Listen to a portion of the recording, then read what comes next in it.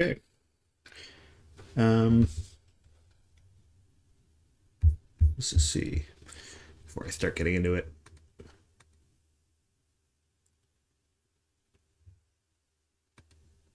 All right. Um, yeah, I'm going to continue on with this martial artist animation. It's my third time working on it on stream. I haven't worked on it at all outside of that, but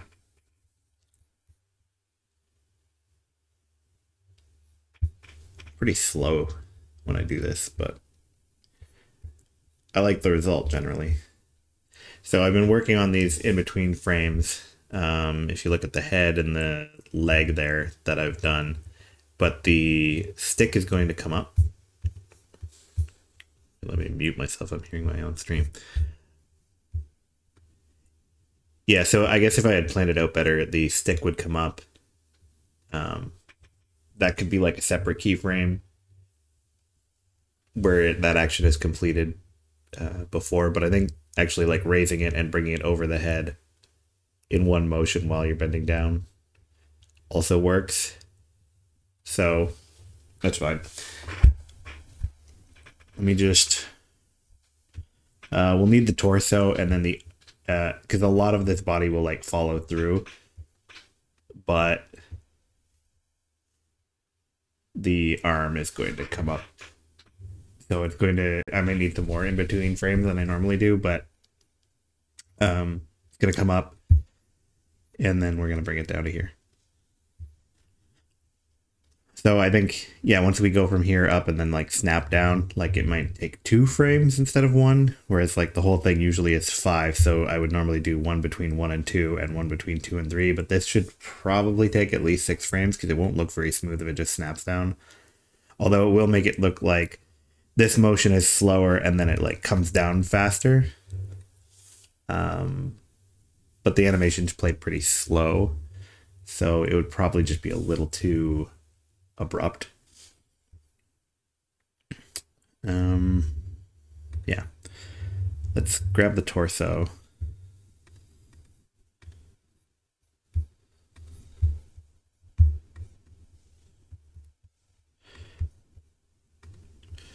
Torsos generally, I just like copy and paste just because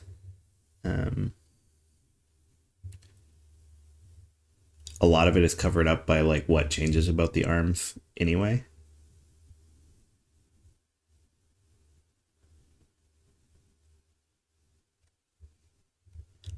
Although we are expanding over here, so like, let's see how that fits with the current head.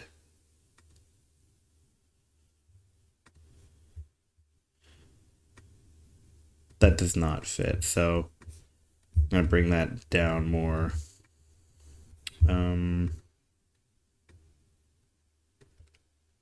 Yeah, it was lower. Okay, so there's more motion between this frame and that, I suppose.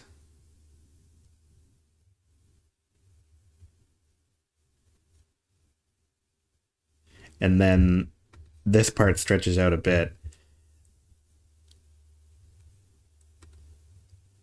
which has more to do with this arm coming over like that, but yeah, it'll depend on where we get the arm. So let's turn off that silhouette. Yeah. Because when we're raising it, it might stretch a little bit up here. So the arm is one that we're going to have to redraw more. We'll want to see the staff and where it connects to the torso. There's a lot going on in this silhouette. But basically, we want to avoid this, where the arm flips down and then, like, have it stretch from here to here. So I guess we've got enough length, but the elbow will be, like, higher up, right?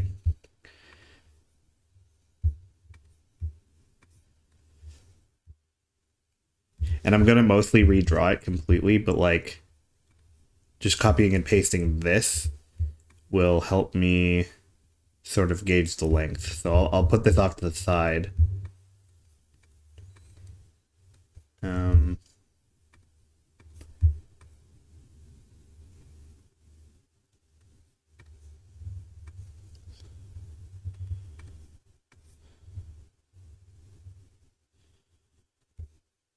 Let's see.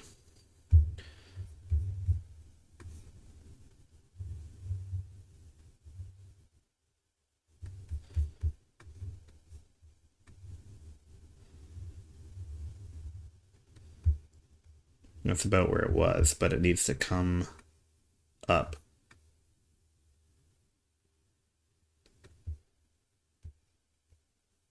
So I guess it would be about that long.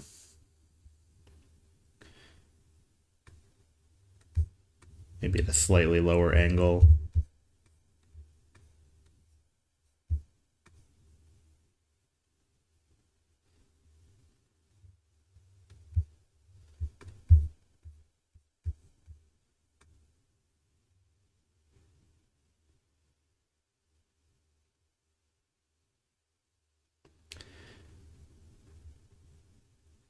I mean, that definitely looks like the arm stretches, but it's not insane.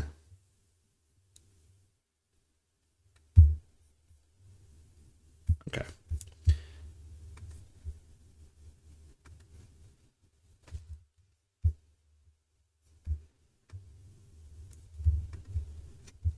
We'll rotate the hand back a bit.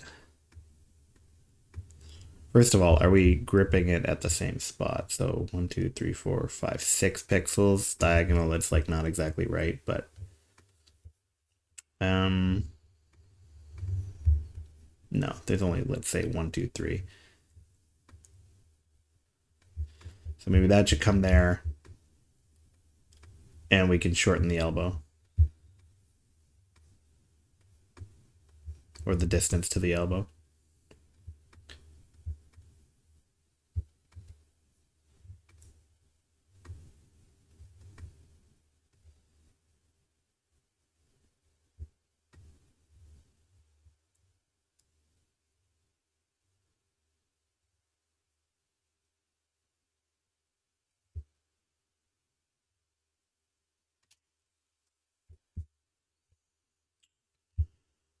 Right. This needs to be erased. We have more on the underside of the arm here.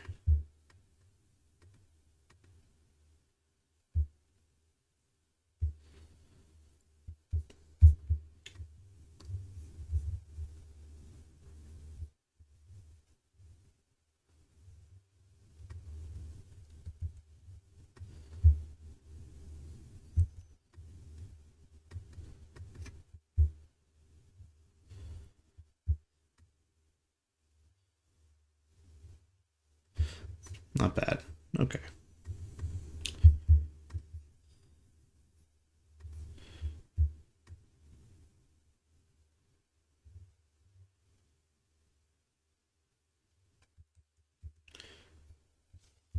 I think maybe I did thicken up the arm a bit too much around here,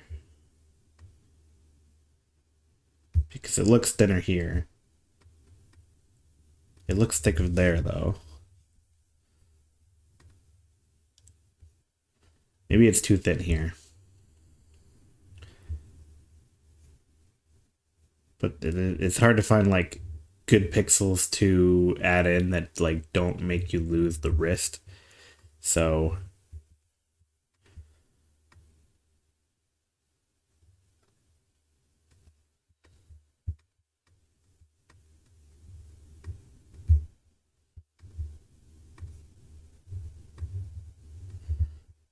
just put some more at the back.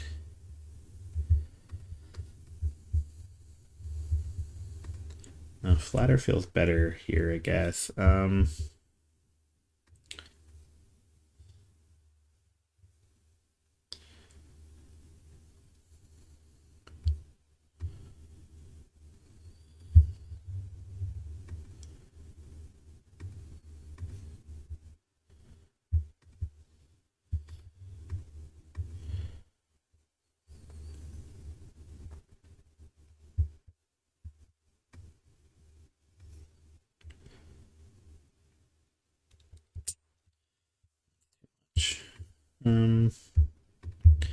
If we add a little bit on the back side of the hand and shave more off here. But this gap looks a little awkward.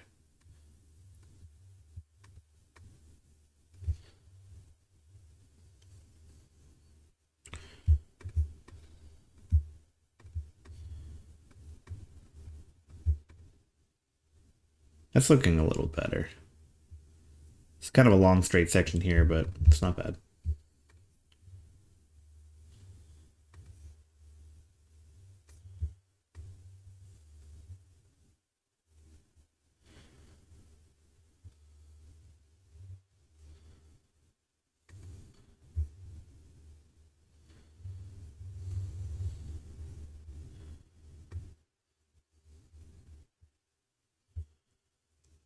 We do need a little bit there to make sure it meets the shoulder. I think this is what's bothering me on this one.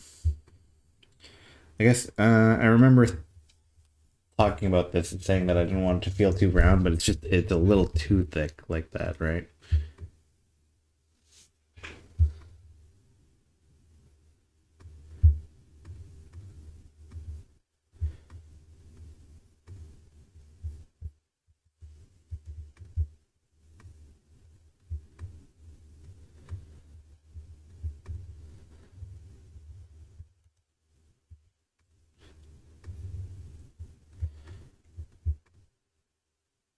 I don't know. That looks a little more reasonable to me.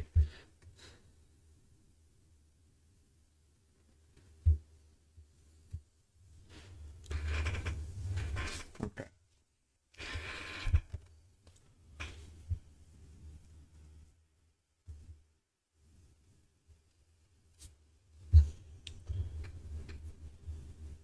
Okay, the hip should be easy.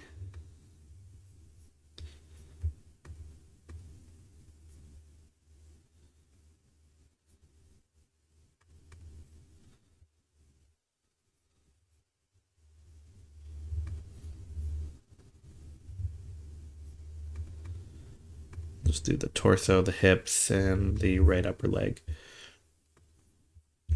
Actually, I think it's simple enough. We can just do the torso.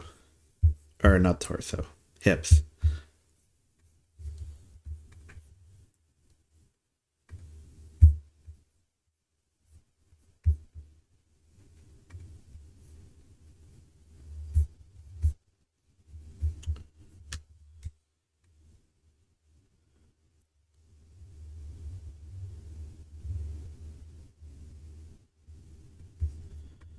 Let me just make sure that matches up with the torso. So it should be one more pixel over relative to where I put the rest of the stuff. Don't think I really need to change the shape much on that.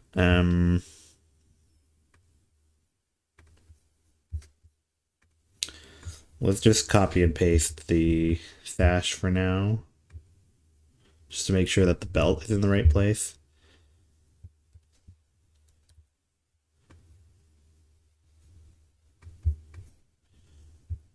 But then we'll have to do a little bit of editing on the ribbons at the end.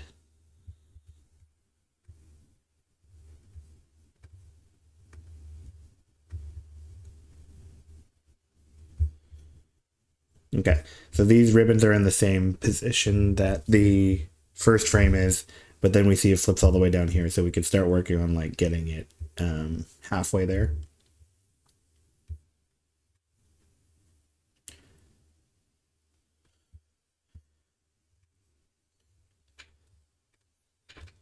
So I think in this case I'll just erase that.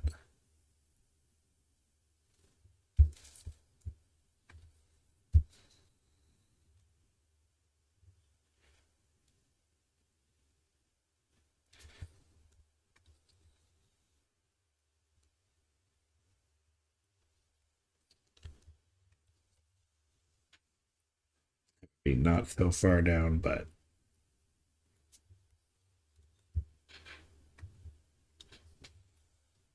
we probably want this one out about here.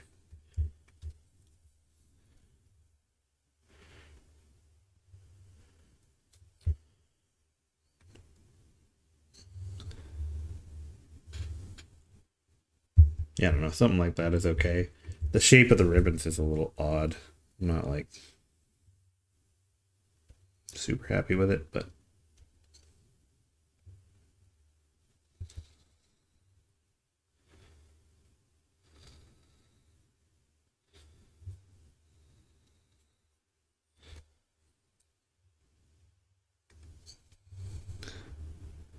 maybe this one just needs to be thickened up a bit.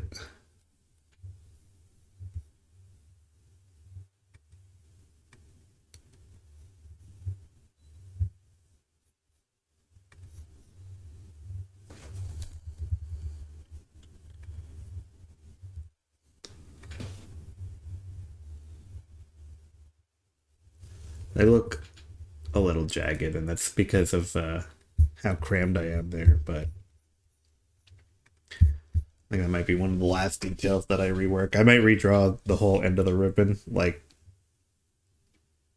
once I know where it all fits. Probably shortening it is needed. I mean, even on the first frame. No, I guess the first frame is could be a little shorter. Like if I just brought it like there, that's fine. But that's gonna be like a last final detail. This looks very long, actually. I should maybe.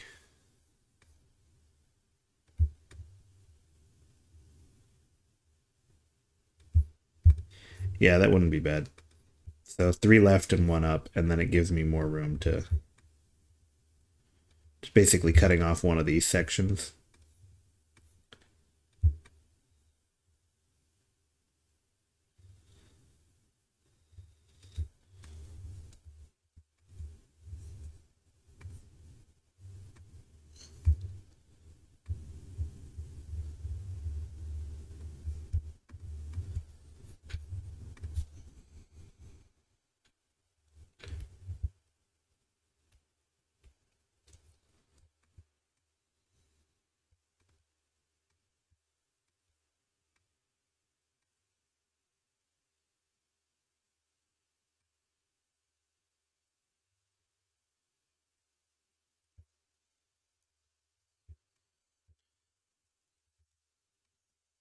Just looks a little too long.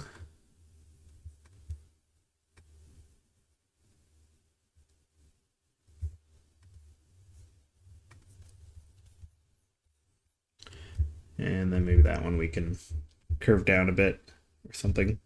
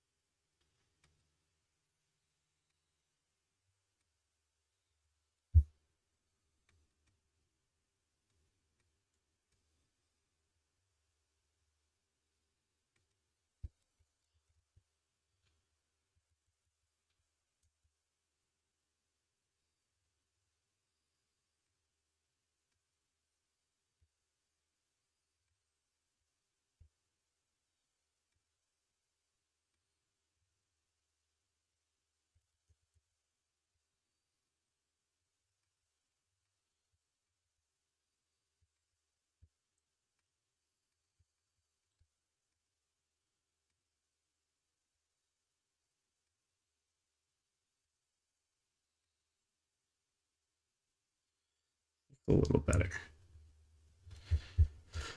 Okay.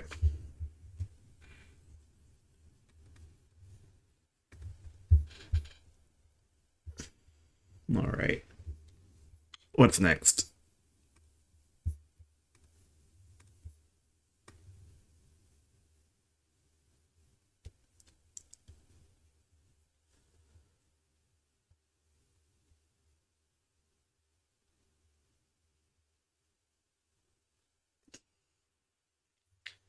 I think maybe the flag should be like relatively hidden, because if you take this part, or that you're kind of just lifting this up almost like a lever, this point is staying mostly the same. So then this stick will like, you're not pulling this very much at all. So this should stay almost in the same place, but when this moves up, it will probably block some of that. So we can let it fall a bit since it's not being pulled anywhere.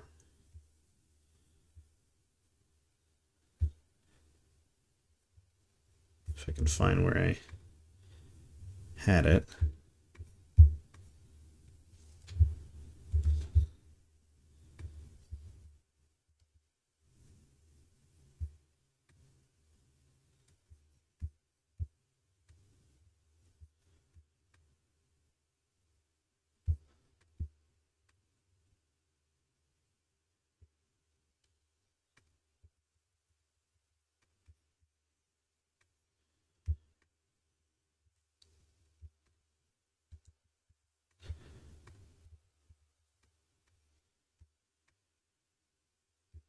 Okay.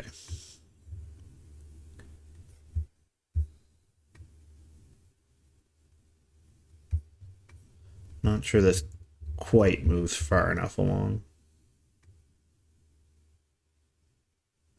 Yeah, there we go.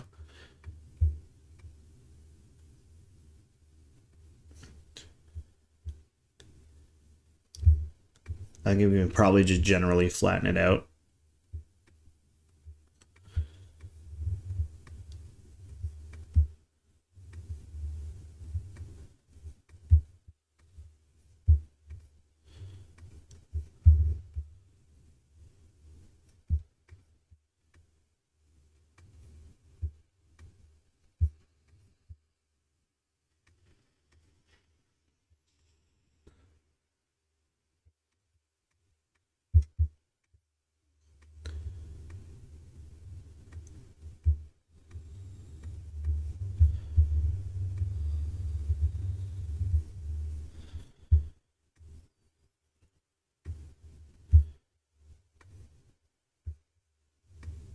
Let's give it a little bit of a curl at the end.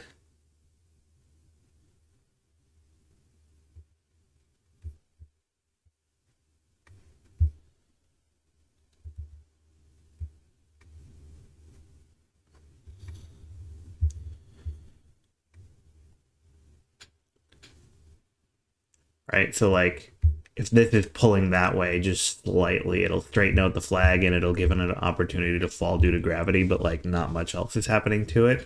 And then when we pull it straight down, that's when we get that kind of action going.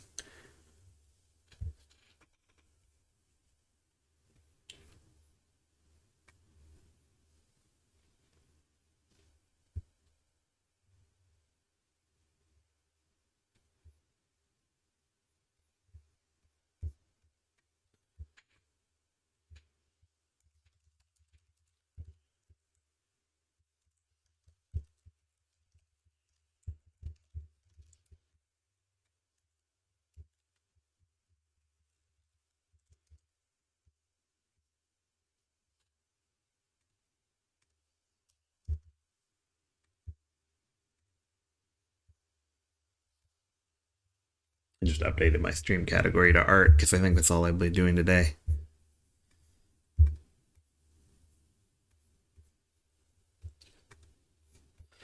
So let me see who's online in software and game development and who's online in art.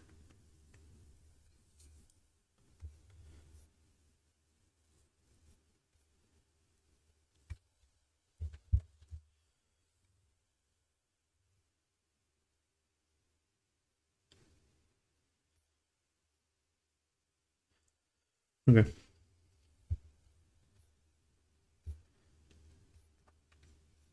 I never know what makes the difference between like getting a lot of people coming to stream versus the days where you don't. Like with software and game development, I'm like, I don't know how much of the people who watch me, who else they watch or whatever, but I have a feeling that because I do like software and game development category and I do like code sometimes, and I mean I'm making a game, the people who are interested in that probably watch like Pirate Software or Primogen. When I see them on, I'm like, I tend to get like no viewers, I think, but I don't know if anybody who watches me watches them. But when I see somebody in that category, which doesn't tend to get a lot of activity, and there's like 5,000 viewers, I'm like, some of them probably watch them.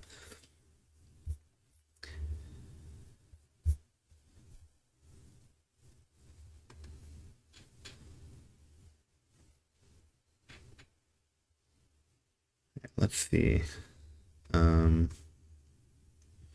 Staff overlay was a layer that was just to put parts of the staff in front, on this frame only.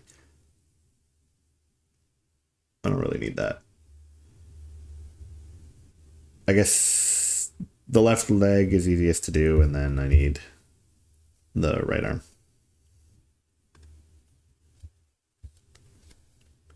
We'll just pull the left leg out.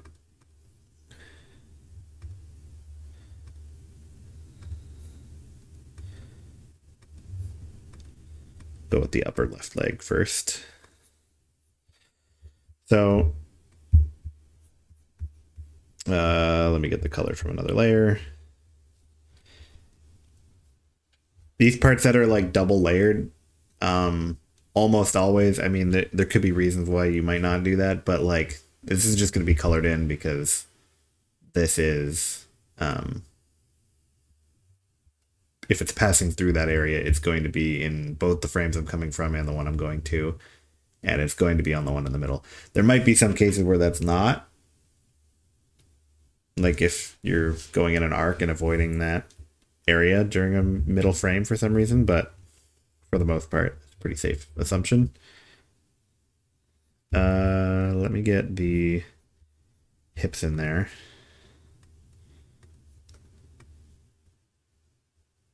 Yeah, because I want to know where they attach to. 1, 2, 3, 4, 5, 6, 7, 8, 9. So 2, 3, 4, 5 is probably good. And 1, 2, 3, 4, 1, 2.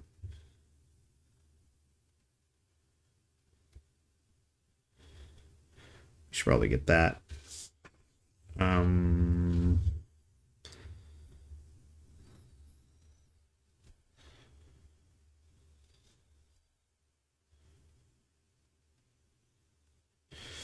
Now is that area...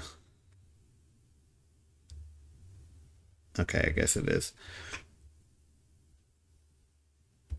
I'm going to come down on an arc to there, because that line is drawn between this edge and that edge.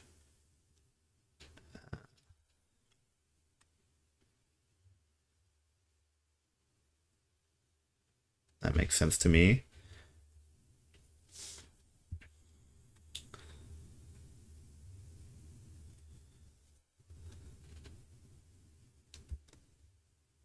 The bottom is somewhere in the middle here.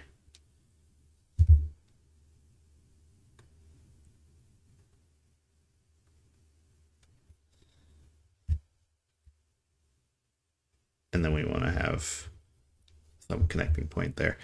But we can only really see if it makes sense when we get the torso in there, or the hips, sorry. Those few pixels of connective tissue, that feels a little wider than it needs to be.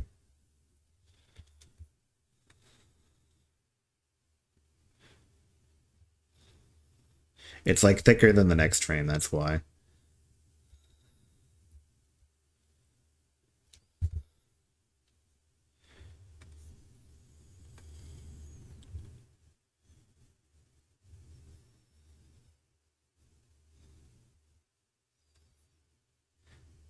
But even this next frame is pretty thick.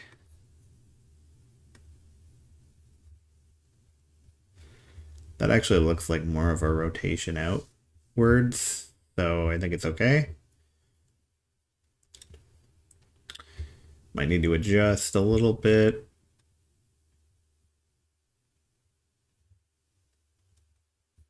But we'll work on the lower leg first. Left lower leg.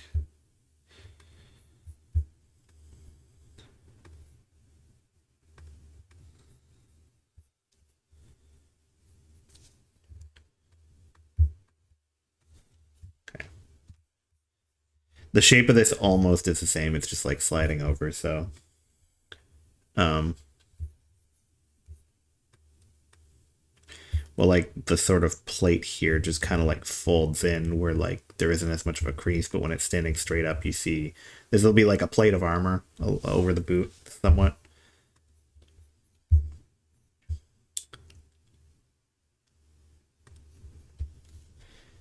Once again, the parts of the both layers that show up in both of the onion before and after, that's all going to be colored in.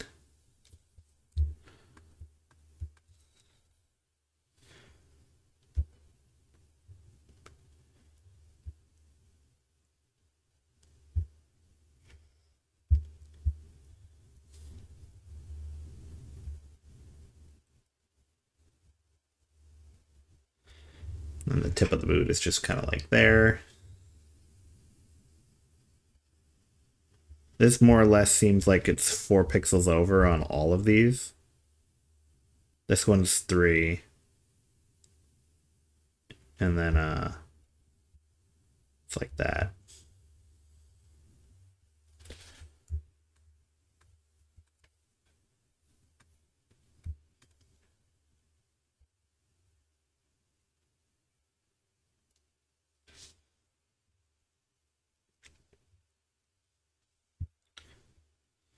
All right.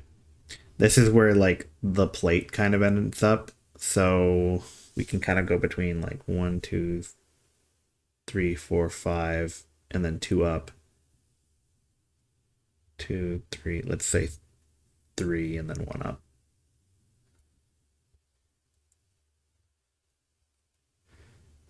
That's a little too far over, so maybe it should have just been 2.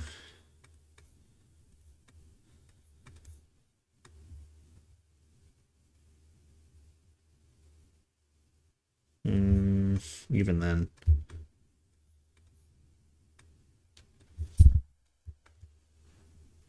Actually, no, we'll have it 1 over.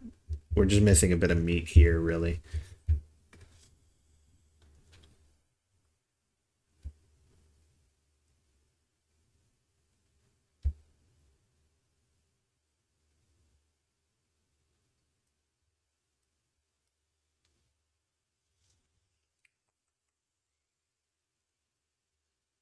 Yeah, because this is like 1, 2, 3, 4 pixels wide. That looks better.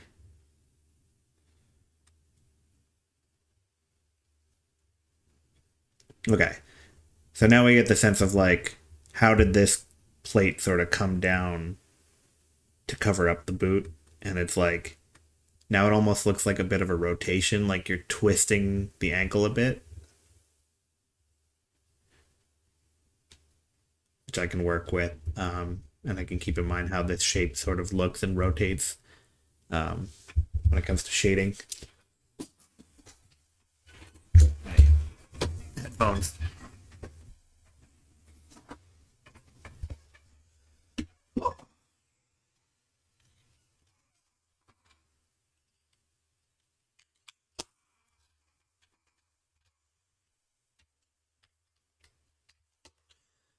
Have one plugged in. All right. Then we got to see how it looks like with the upper left leg. Okay. We're missing a little bit here.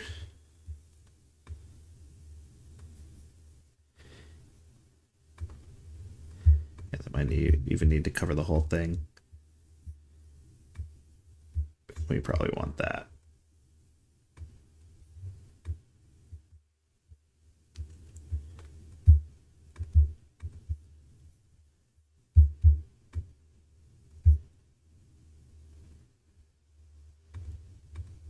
That looks better. That's a little straight, but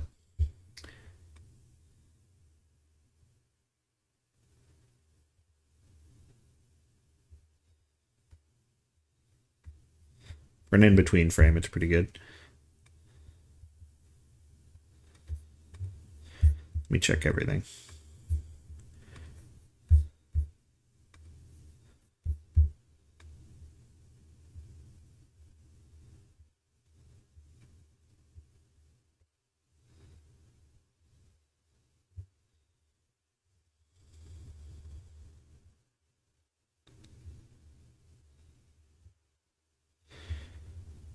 Okay, I still need to do the left arm, but something doesn't quite look right about this, like bending down.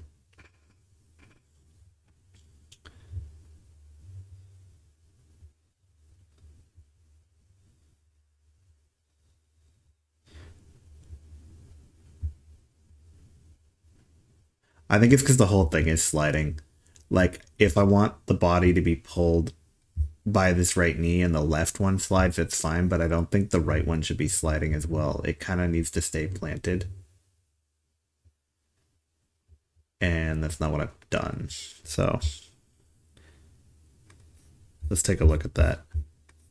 If we can get it to be more natural. So it can bend, like this is fine. That this angle changes. But this toe coming out is not good.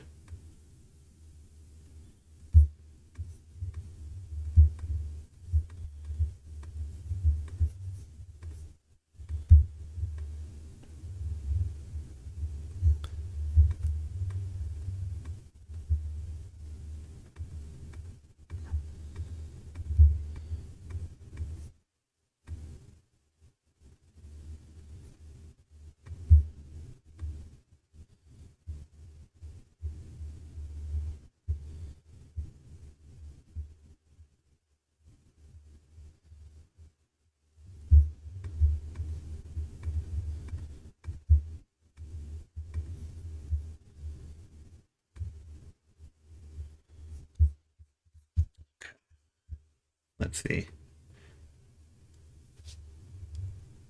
That does look better. Yeah, I think that foot just needed to stay planted. Yeah. Okay.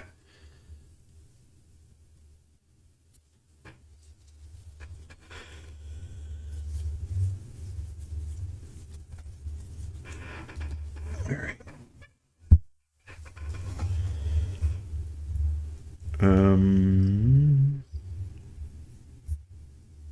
Yeah, we don't need step overlay on that layer, and then it'll just be the left arm and the wrist wrap. Okay.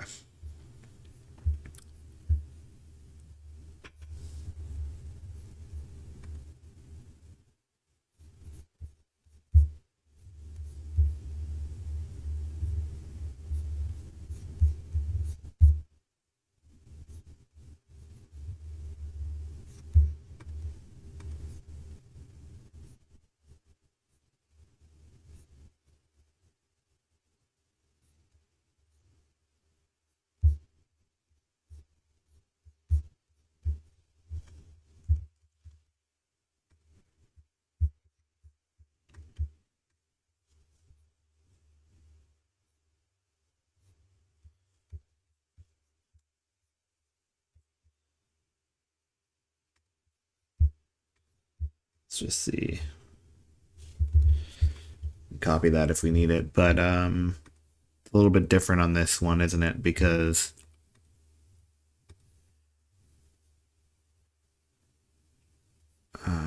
what's the motion?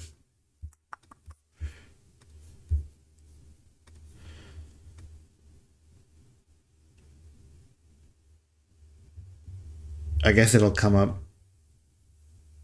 It's hard to say, right? Because this is coming up, and then the right arm is bringing the stick up and then bring it down. But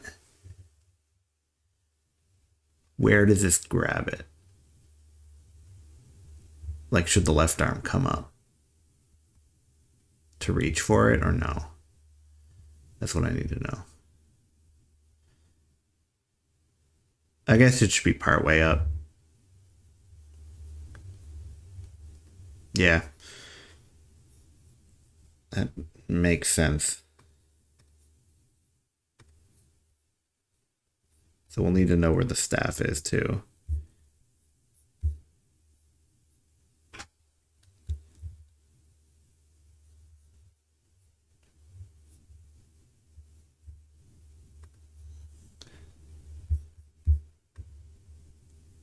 So first off, we'll make sure that it's attached at the right point, but then we're going to change the arm. So I'll break it here.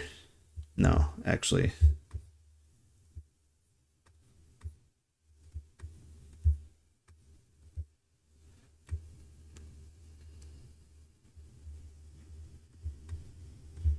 We'll maybe just keep a version of the upper arm.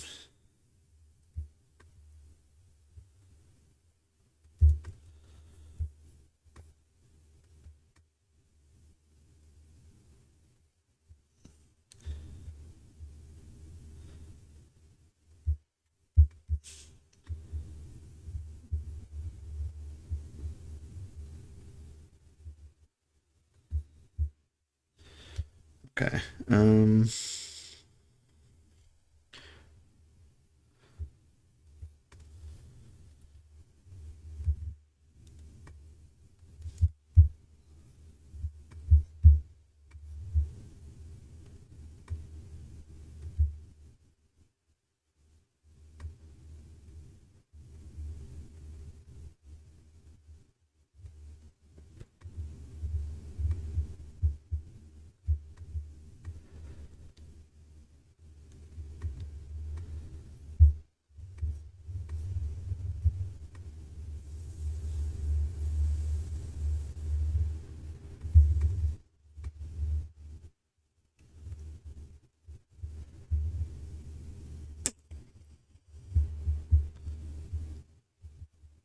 And it's a bit awkward.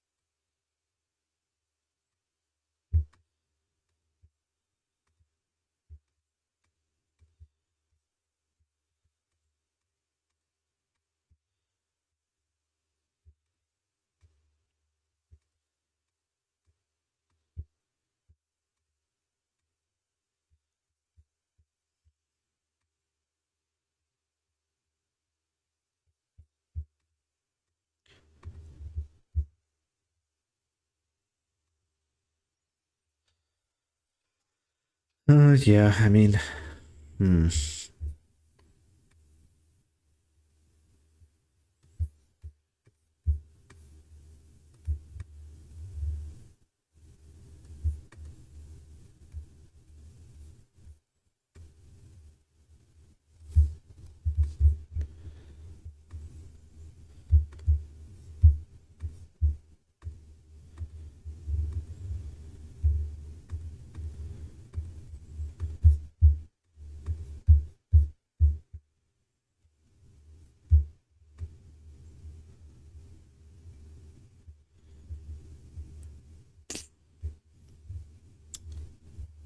I think maybe we could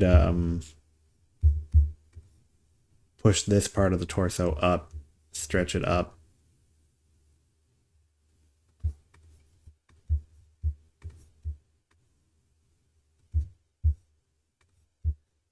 Have it when it reaches up, the shoulder is like being pushed up. So let's see.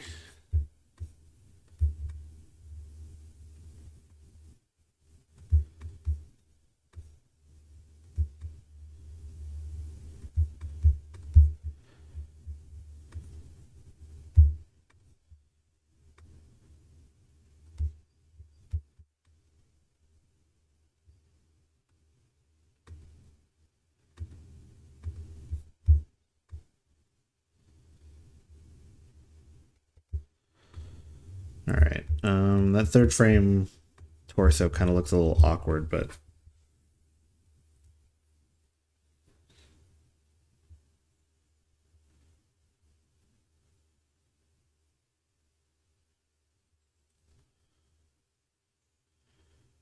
Okay, now the arm looks very short.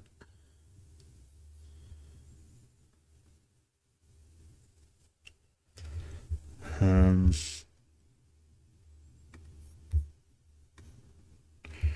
I want maybe the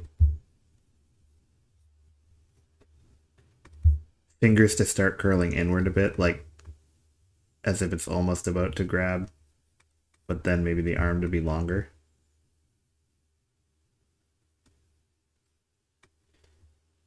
And we need a different angle.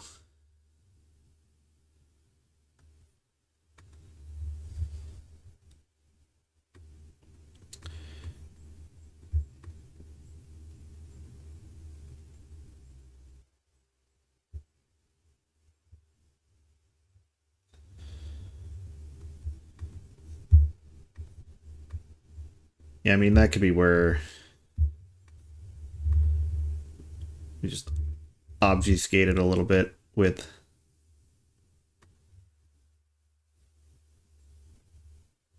putting it behind the staff.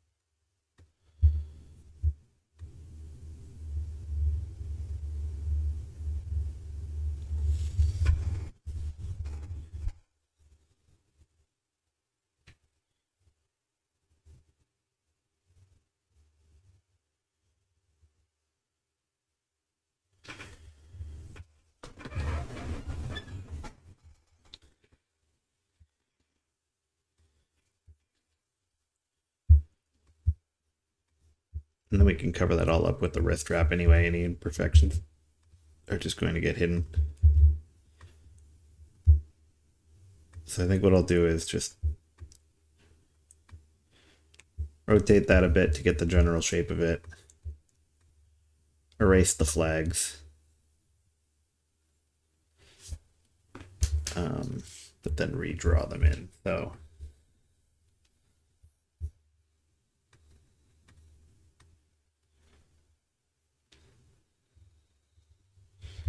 let's see. So they're down here. They'll be behind the wrist, but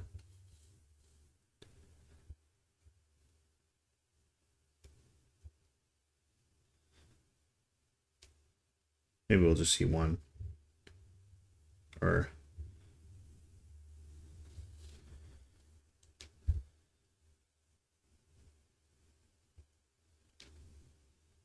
something like that.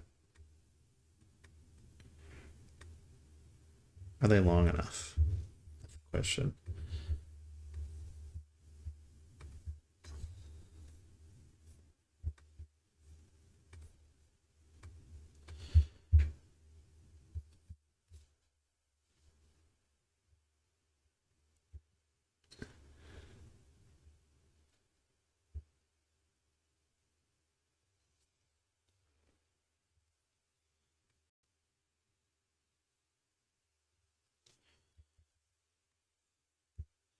Let's compare to the original here. Yeah, it looks about the right size. Hmm.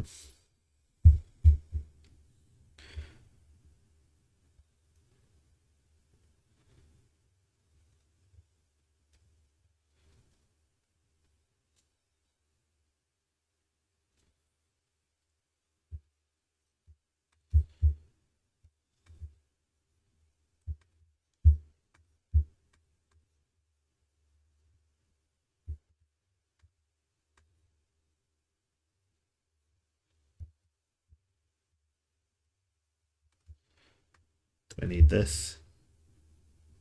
It kind of looks better with it. Okay. It's not too bad. Yeah.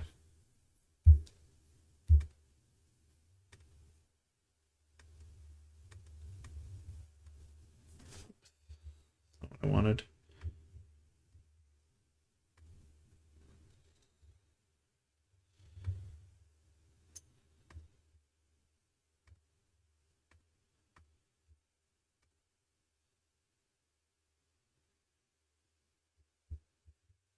So it's only 3 frames. It usually smooths out once I get to 5, and I think for this one I may do 6.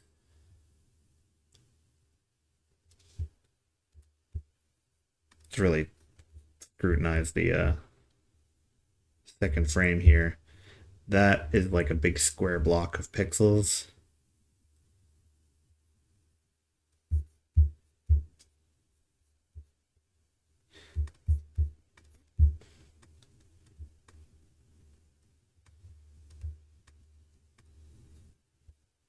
That's a little better.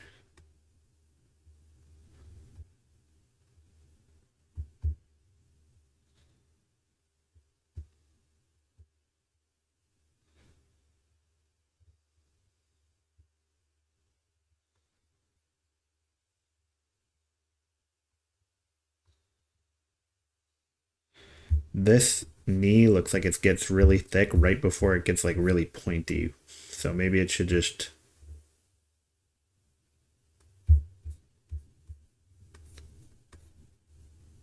sort of start stretching out a little more.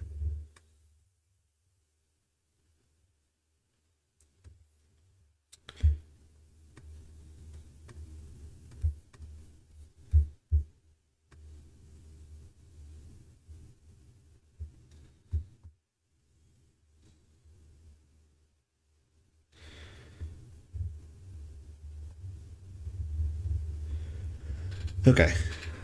So we want to do a frame in between these two. So just bringing it up is a little smoother, and then probably 2 frames between these two. Yeah. It's harder to do 2 frames in between because when you do 1, you can just do it straight in the middle of each. But then when you divide it into 3, you can't draw things halfway between. But it's not too bad.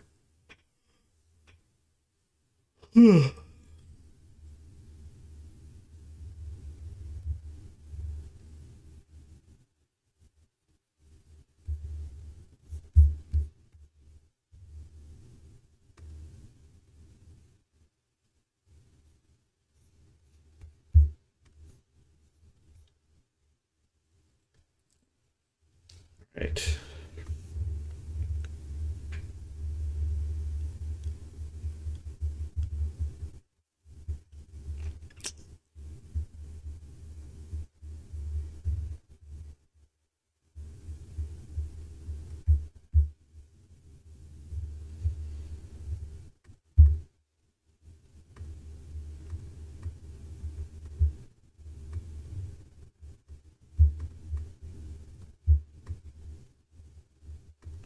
Okay.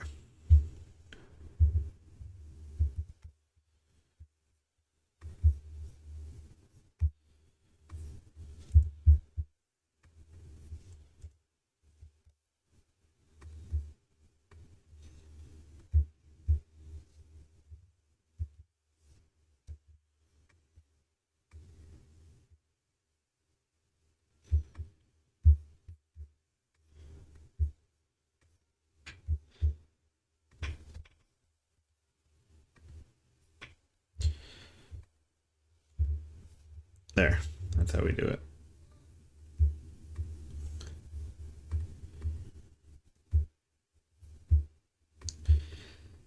So the staff kind of leads from here to here a lot more than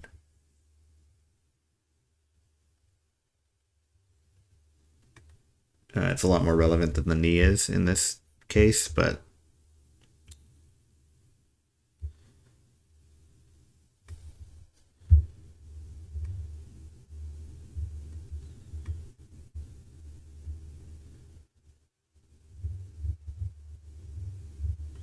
let's have a point here.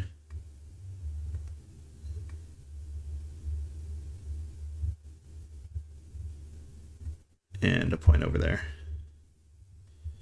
And we'll just see what we need to draw. This is staff is like 3 pixels thick, but we can figure out where that's supposed to go.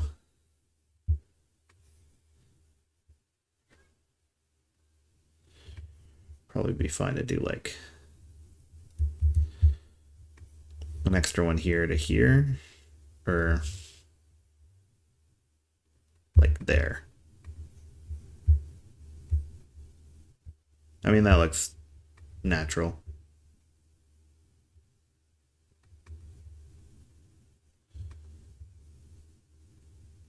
Wait a minute.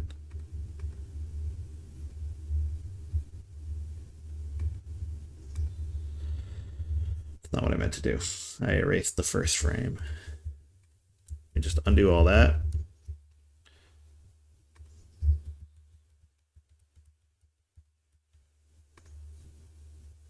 And we'll put it in the second frame.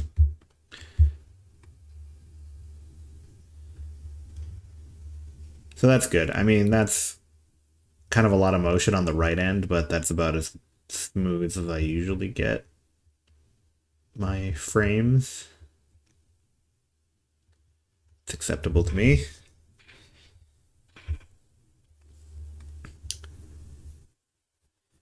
Okay, so now the difference between this first frame for the right arm and this last frame is very different. Like the whole shape is different, but between the first and the third now, this stretch will be easier to sort of make sense of.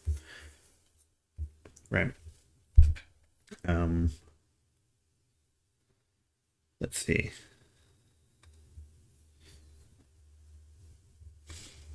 Could probably get rid of the staff here.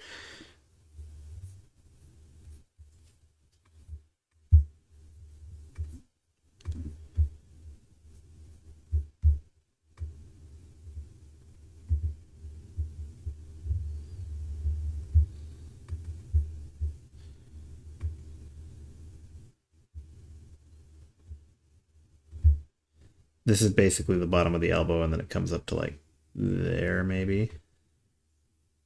Maybe there.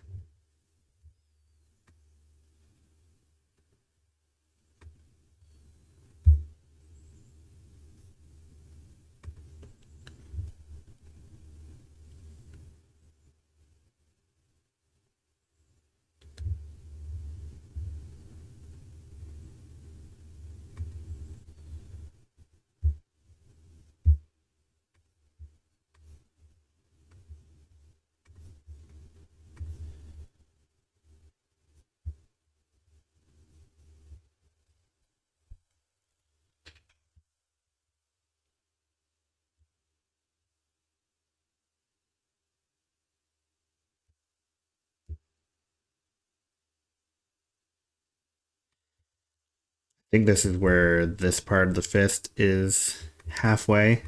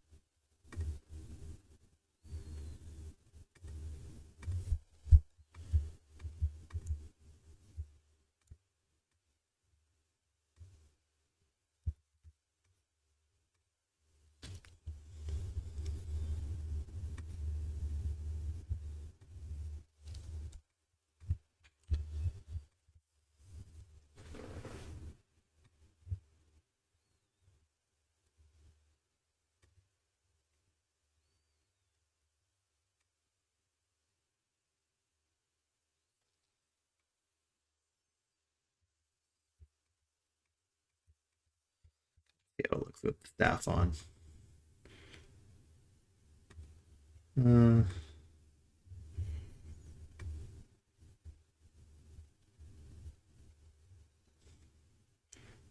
yeah, we need a little more over here.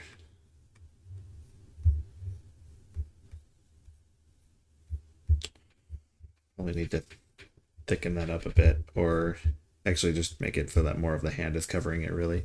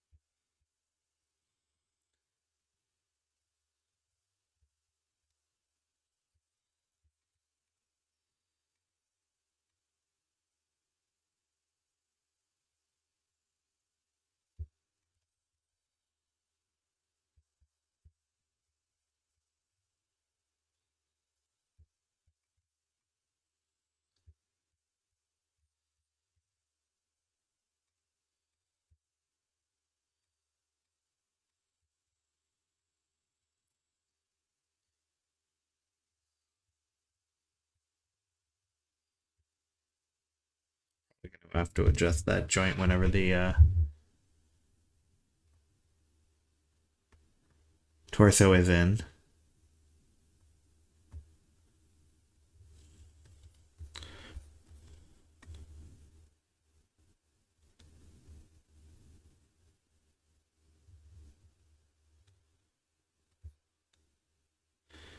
It's definitely more here.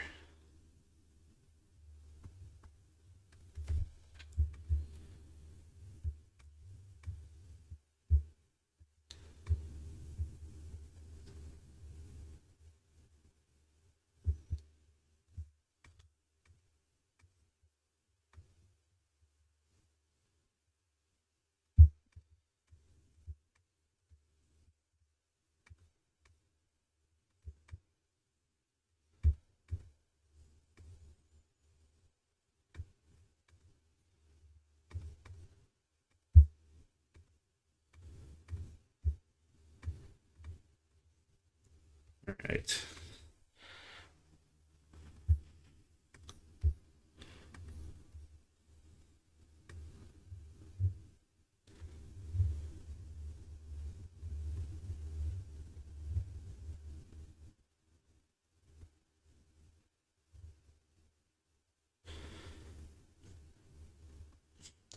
It's like the arm is bending.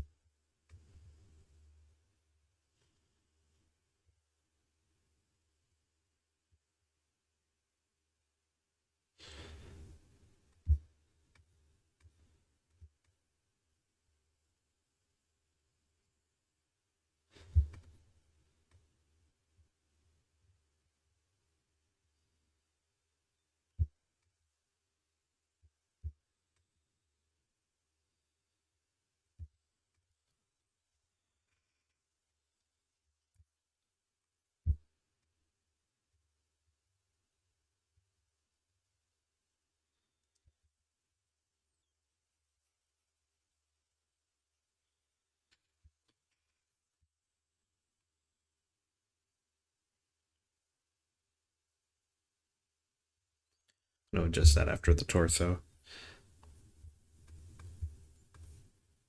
All right.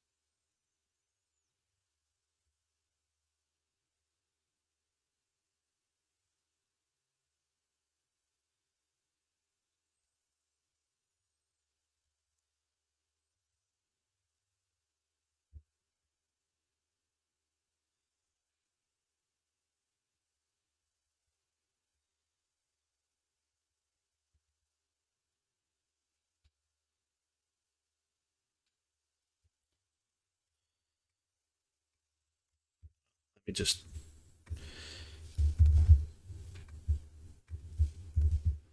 move it this way.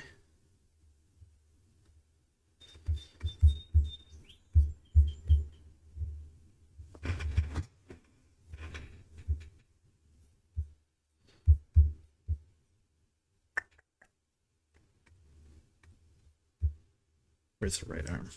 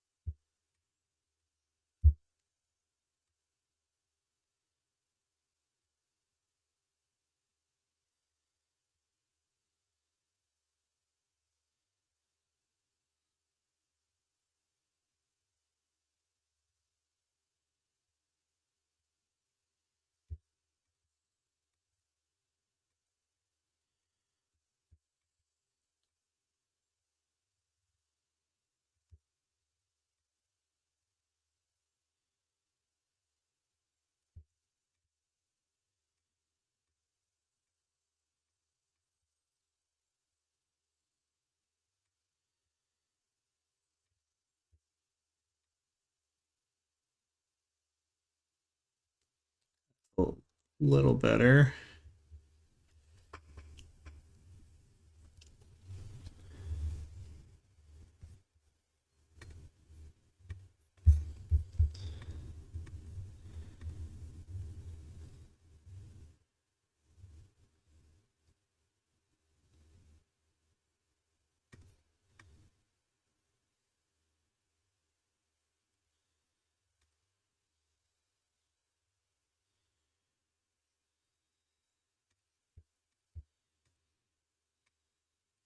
Just loop frames 1 to 3.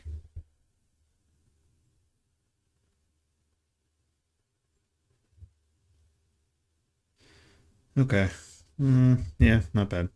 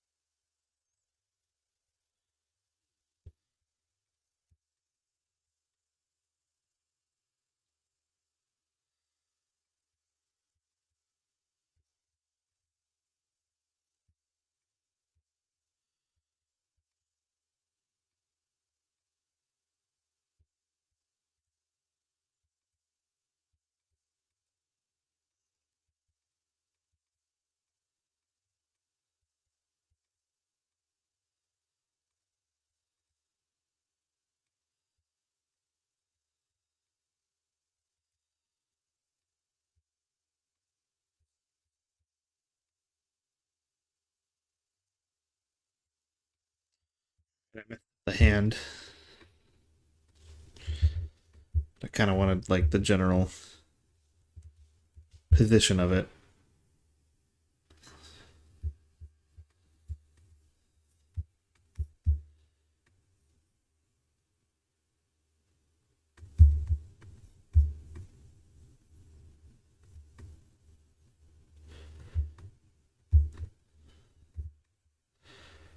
All right. It's not too bad.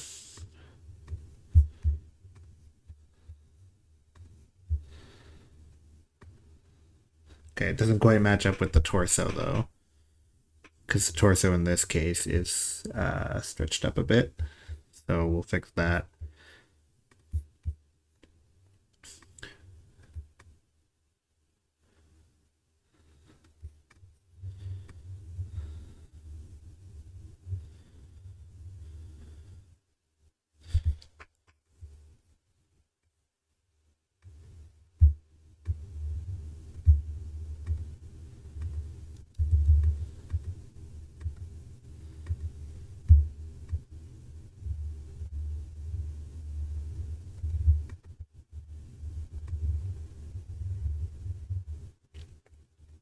Okay. Pretty good.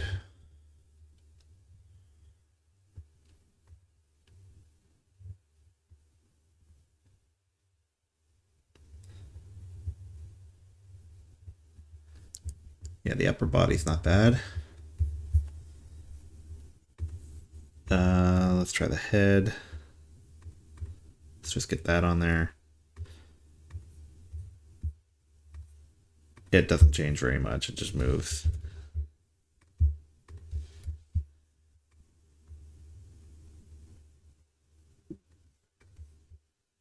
And then the bandana is pretty much the same thing.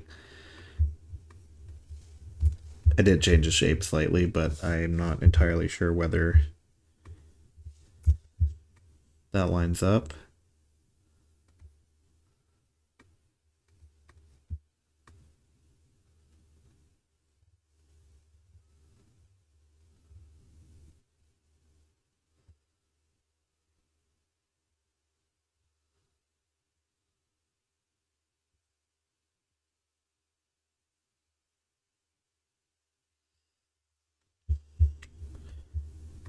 Okay, let's get the whole thing in there again.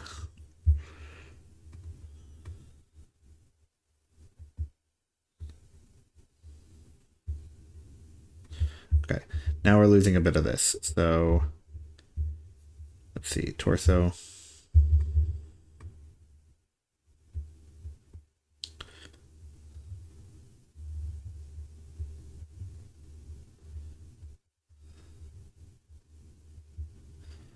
I think maybe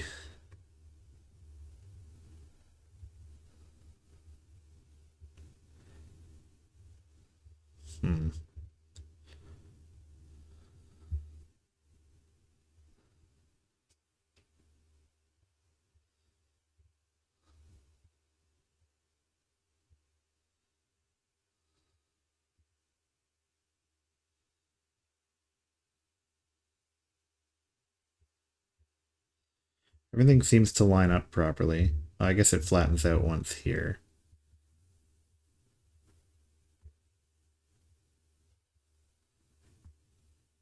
That's fine, I guess. I just might edit the torso here to make it a little less awkward looking.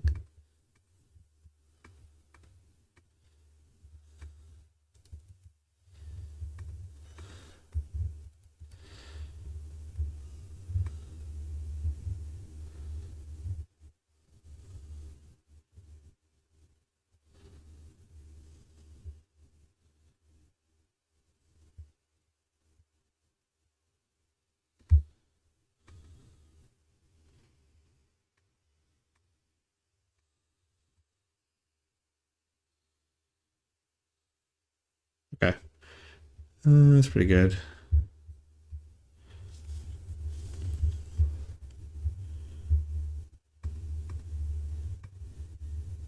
Hips are like the next easiest part.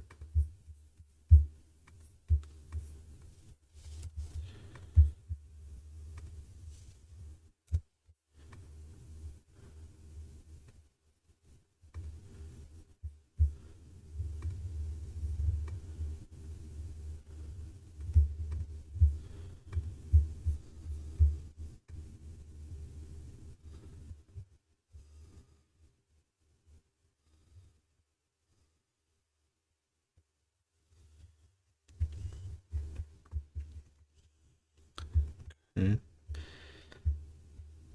Where's the sash?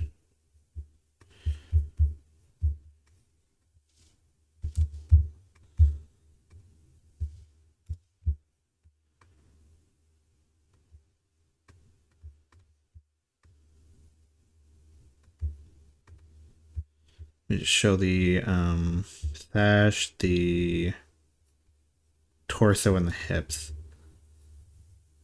without the onion for a second. Hey, Boolean. How are you?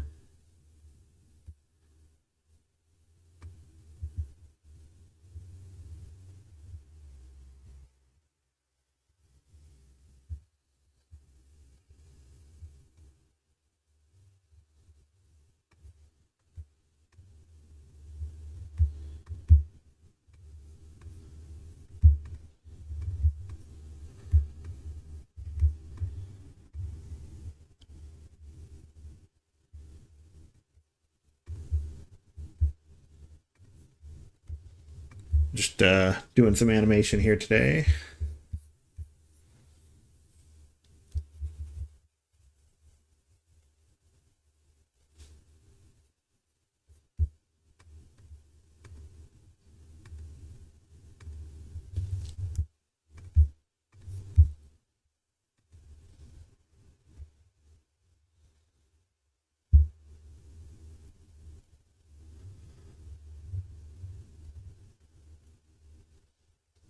I'm doing pretty good.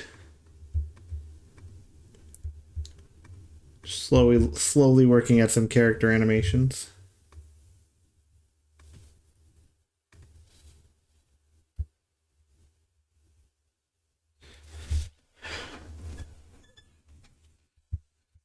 Got show you what I got so far.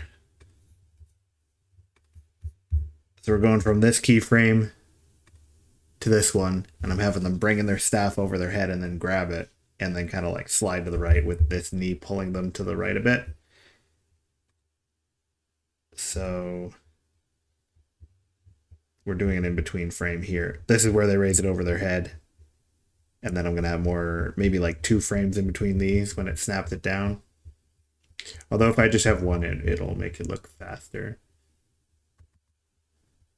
Right now I'm working on these frames right here.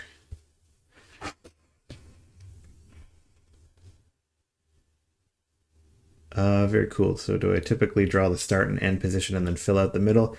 Yeah. So, I mean, keyframes really, but for me, it's like ping-ponging between the beginning and end. So if I play it, it's going from frame 1 to 4 and then back again instead of looping back to 1. Because these are sort of like idle animations that in my game you'd be seeing enemies dead on, kind of like Dragon Quest or Shin Megami Tensei. And they just kind of like animate and chill there until they do something.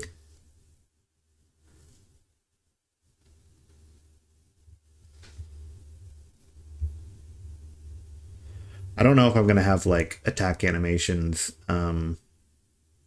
I've kind of been getting away so far with just like taking a portion of the frames that exist for the idle and then just like animating them differently. So like, you know, he's already kind of just like brandishing his weapon, but they're just idling slowly. But I can just play for an attack animation like just this really quick.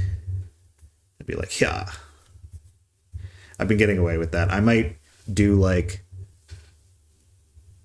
attack animations for each enemy, but that's going to be a lot of work. I'm pretty slow at animating. I found a process I like, but it's also pretty slow.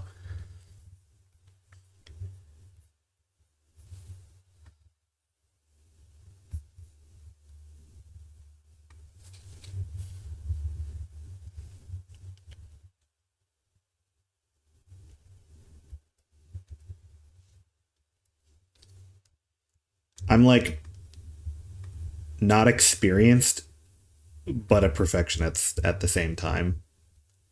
So like I can get things to look all right to my eye, but it takes a lot of time.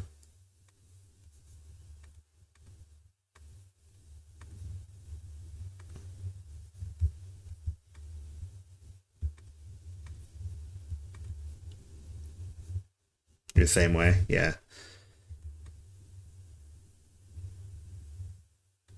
Especially just like coming into making my game from a programming perspective, and then just being like, I'm gonna learn to make the art, and I don't know how, but I'm gonna learn how.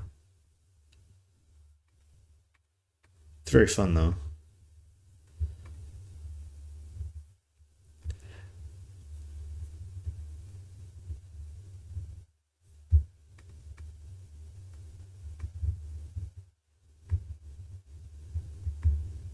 Oh, I think I just moved a frame where it didn't belong. This one's supposed to be third. That one's supposed to be first. There we go. Yeah, so I have every part like separated into layers. Like basically, I start off with just a silhouette. Like I'll just draw. Um, I try to draw a silhouette of like all one pose where you can see all the different parts, and like if there's anything sticking out, it has its own silhouette. Like um, weapons are a good one for this type of sprite where weapons stick out of the body frame, and then you have the pose and like little bits of armor here. Like there's plates on the boots. That was my general idea.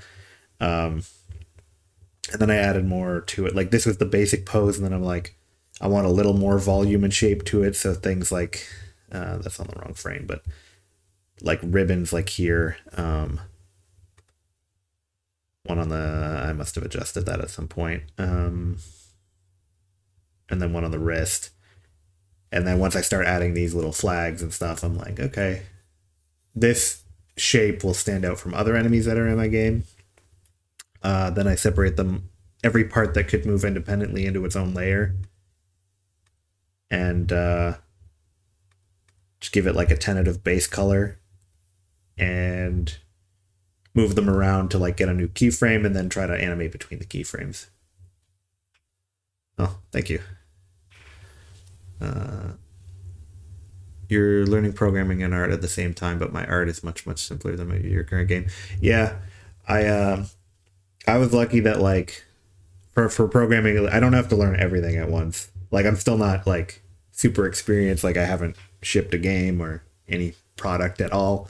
But I at least like I went to school for computer science, so I feel comfortable learning new stuff in that. And art, I kind of went into it just being like, I would try to draw stuff and then like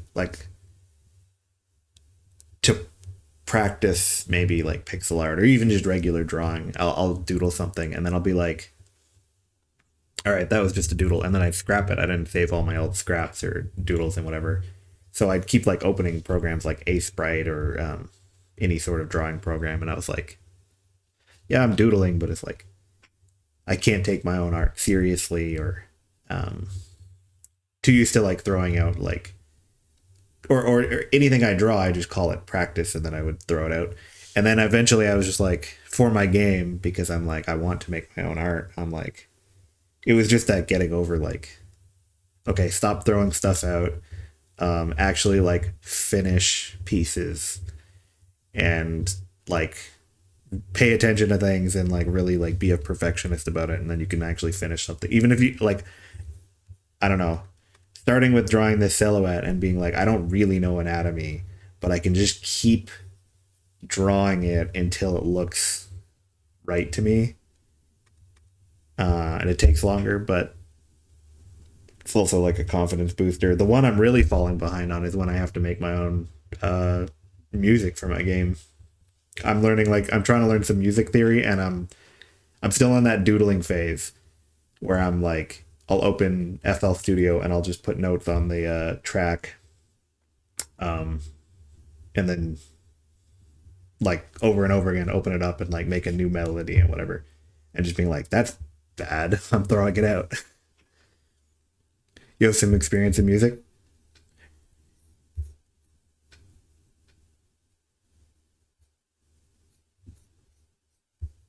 I just hit everything.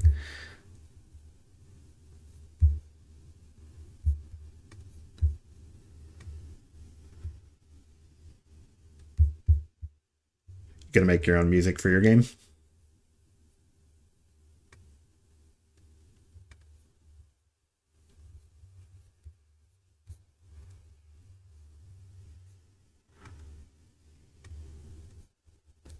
What am I looking at? What part did I want to do next? Probably the upper left leg.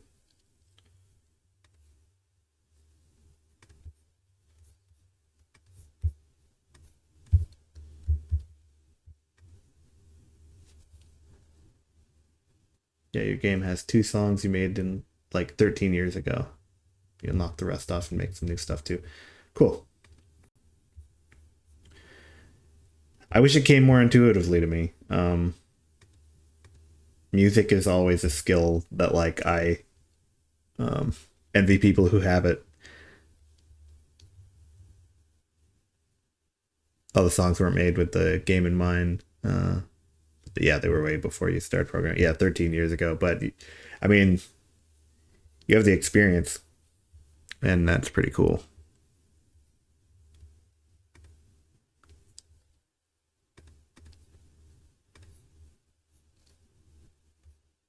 Listening to a lot of music. Yeah, I listen to a lot of music, and I'm like, I didn't really think of like trying to pick apart how they're made until now. Like now that I'm making a game, I'm every song I hear, I'm trying to like listen to just like when do different instruments come in and like I am so musically illiterate that I cannot like listen to a song and tell you what notes are being played or the chord progression or whatever. Like chord progressions and stuff, I am learning from watching a lot of music theory videos and like the way I think about it, I think is like almost too robotic because I've learned a lot, but I'm like, I don't know. I've got my cheat sheet for all these rules of like moving from this chord to this chord feels well. I don't know if a chord has a certain feeling, it's like when do I want to move to a chord that sounds dissonant? When do I want to move to one that feels sad? When do I want to move to one that feels happy? Do I want to move like you know dramatically and making it like um emphasize that movement? Do I want to make it feel like an extension of what came before? But like it's all it just feels very like mathematical and rigid, and it's hard to feel it out.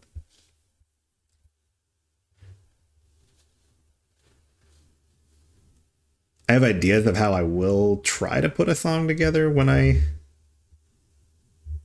need music for my game, but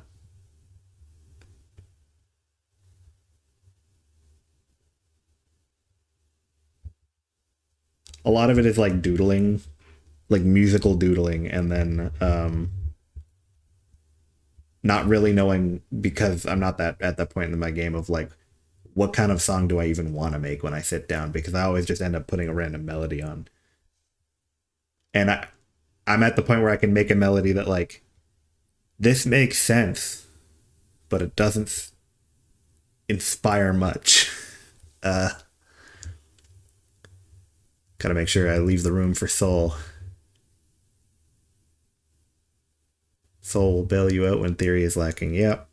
That's what's missing is like I listen to a lot of music. I'm inspired by a lot of music. I like a lot of music. But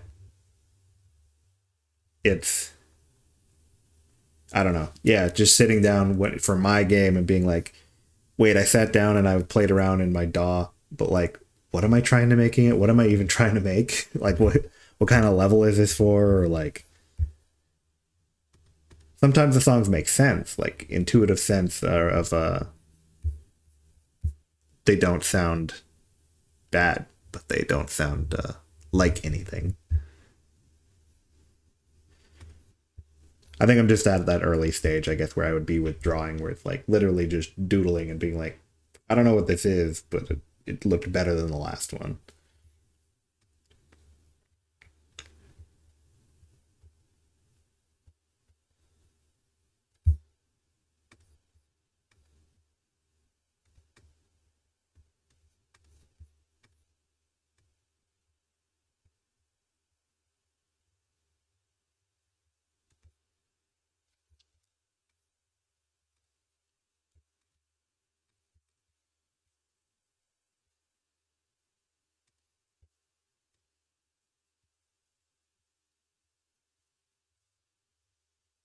Get there for sure. Thank you. I think it's awesome that I'm wanting to do everything for my game. Yeah, I thank you. Um, I want for my first game at least, like, or I think this game is, uh, I guess, scrapped together from enough different pieces of like me, learning different things like as I go, that like it's kind of a passion project where I'm like, this is mine. If I ever like started making another game, um, I guess I'd maybe be open to working with like a team or other people. But this one, I'm not. It's my first, and it might be really janky and like hard to put together as like a complete package. But like, it's gonna be mine, like 100%. I could see like starting a second game someday, um, at the same time even. But this one, yeah, everything about this one will be mine. And I have a hard line against anything AI too. Like I'm not gonna mess with that at all.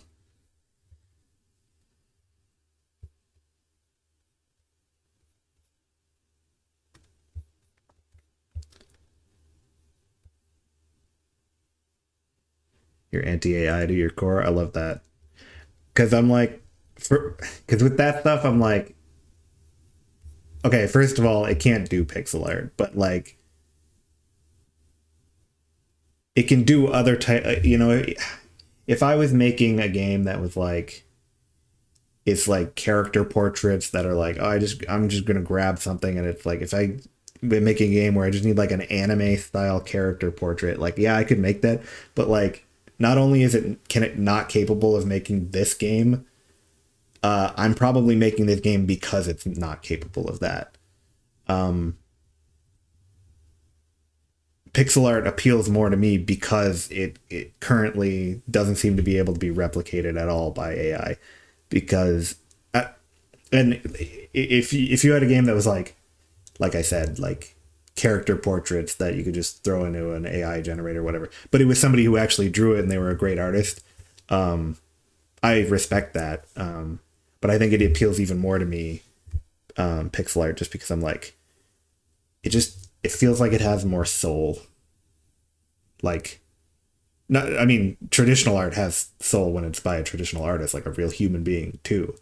I just mean like, there's just something that appeals to me more about this where I'm like, I don't know. Yeah, like AI isn't doing it at all. And like it can be obvious. Like you can I think it's part of why I'm posting my whole progress online. Is because if I ever do release this game, people can go back and be like, yeah, this was made by a human being. Your daughter's an aspiring artist and she's so worried about her future prospects because of AI. Would you be though? I mean, it can be scary, but like as much as people say that certain things are like, wow, that's so convincing.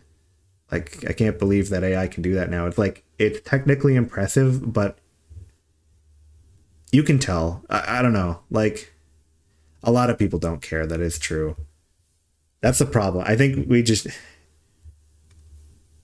think you can tell when it's AI, and I that might be like something you eat your own words later about, where it's like the technology might be get so good that you can't, but like it feels like you can right now.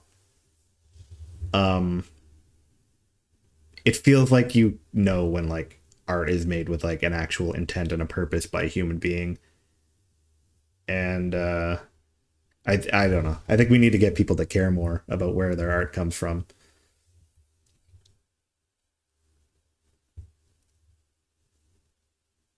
The technology could get to the point where like it might be really hard to tell, but I mean, if there's just nobody there explaining like, what did you mean by this? Like, I mean, there's death of the author too, where like artists don't always explain what they mean by something, which is fine. But like, if it gets to a point where it's like, there's just you put a picture on the internet and looking at it, you might not be able to tell it wasn't made by a human, but like, there's no artist there telling you like why you should care about it, then people won't. If there is a human being that they have a message and they're trying to communicate something, then hopefully that's what people continue to care about.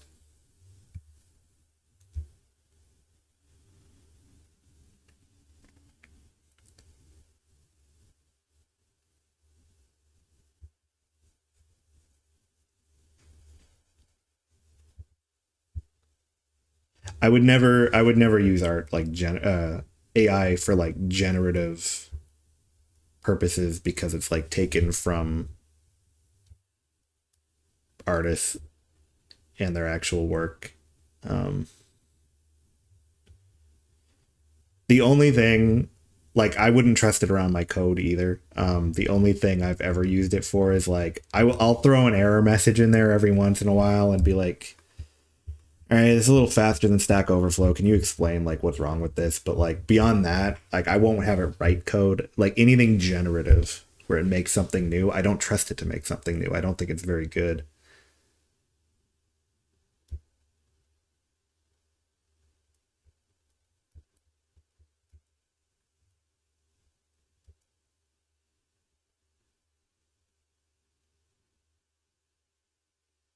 A lot of the conversation around AI, I constantly find myself just being like, am I crazy? This isn't very good. Like people are saying it's good, but it doesn't look very good.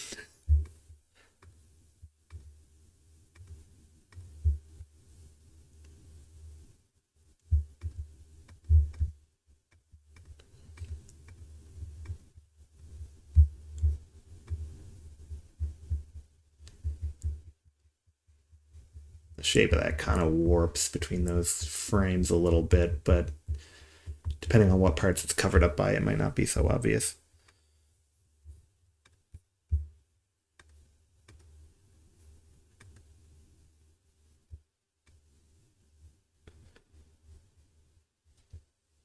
It doesn't look good, but you feel like it's improving quickly. That is scary. I mean, I think it's easy to look at certain things now that are like, yeah, it's impressive a machine could do that, but like I can still tell, and then look at the difference between that and 2 years ago, and just be like,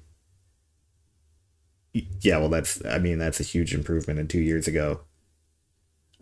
Improving as in making less recognizable mistakes. Like AI hands are way better than they were. I think I think we'll get to a point really quickly where like you're not miscounting fingers and toes anymore, and text is super clear.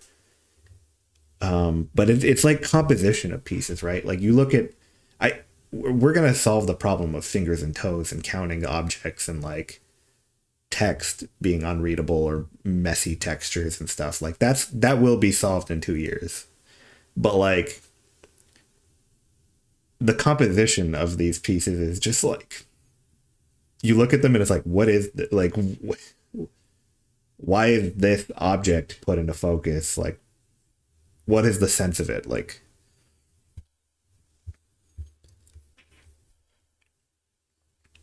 I I mean, um, because some things might be valid, but like the tell I think is I mean I've heard this somewhere before where it's like you look at it and you might have to zoom in on really tiny details to be able to say like to pick something out and be like, if I was a real artist, why would I do that? Why would I make that choice? And sometimes it's like it is a texture thing of like lines not lining up, or like um I don't know, hands on a clock just being weird.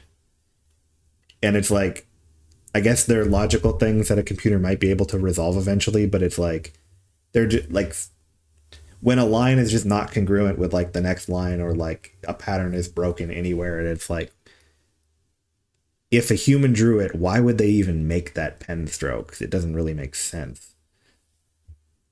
So I don't know. They might that will become less noticeable, but there might be things of like you still notice where it's like nobody would choose to do this. It's there's often a mismatch of like how good a piece looks when you like at first glance, you're like, it would take a lot of skill to do this if you were a human. But then why would somebody with that much skill do that?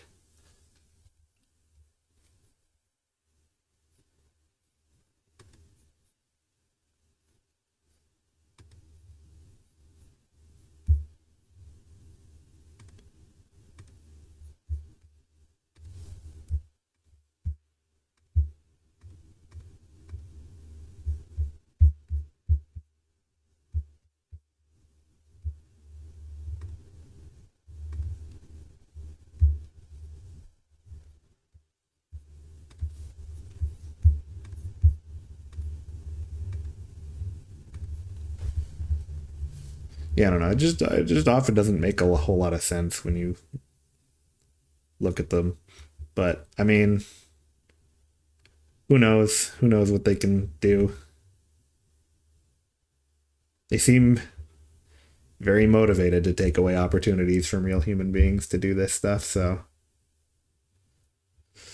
unfortunately,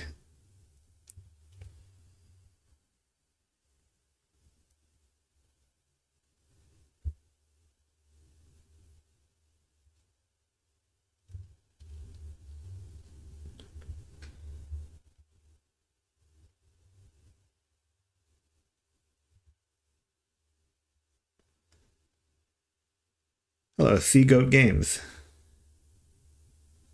How are you doing today?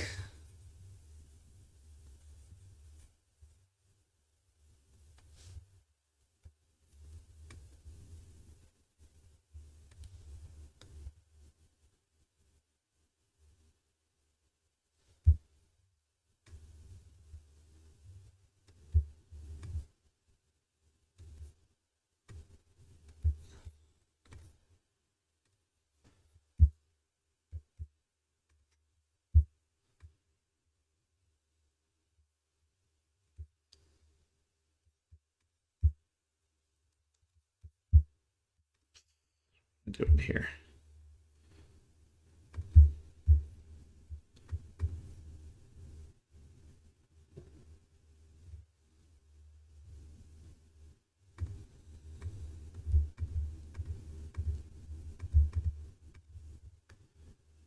I'm pretty good.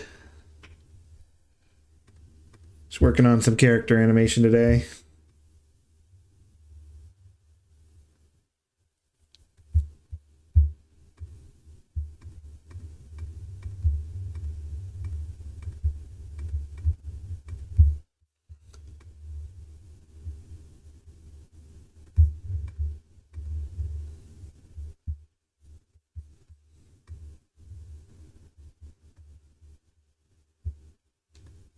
For a game. Yeah, for a game. Let me just first time chatter, probably haven't seen the game. I will pull it up actually. Let me just boot this up.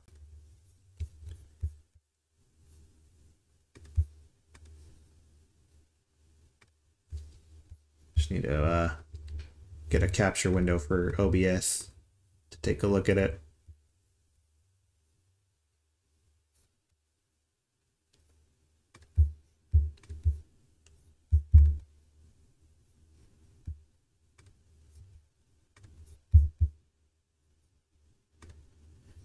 Yeah, blank title screen pretty much. The dungeon crawler. So just tile based, we go around. We've got a little start of a dungeon level here. See if we can get into a random encounter.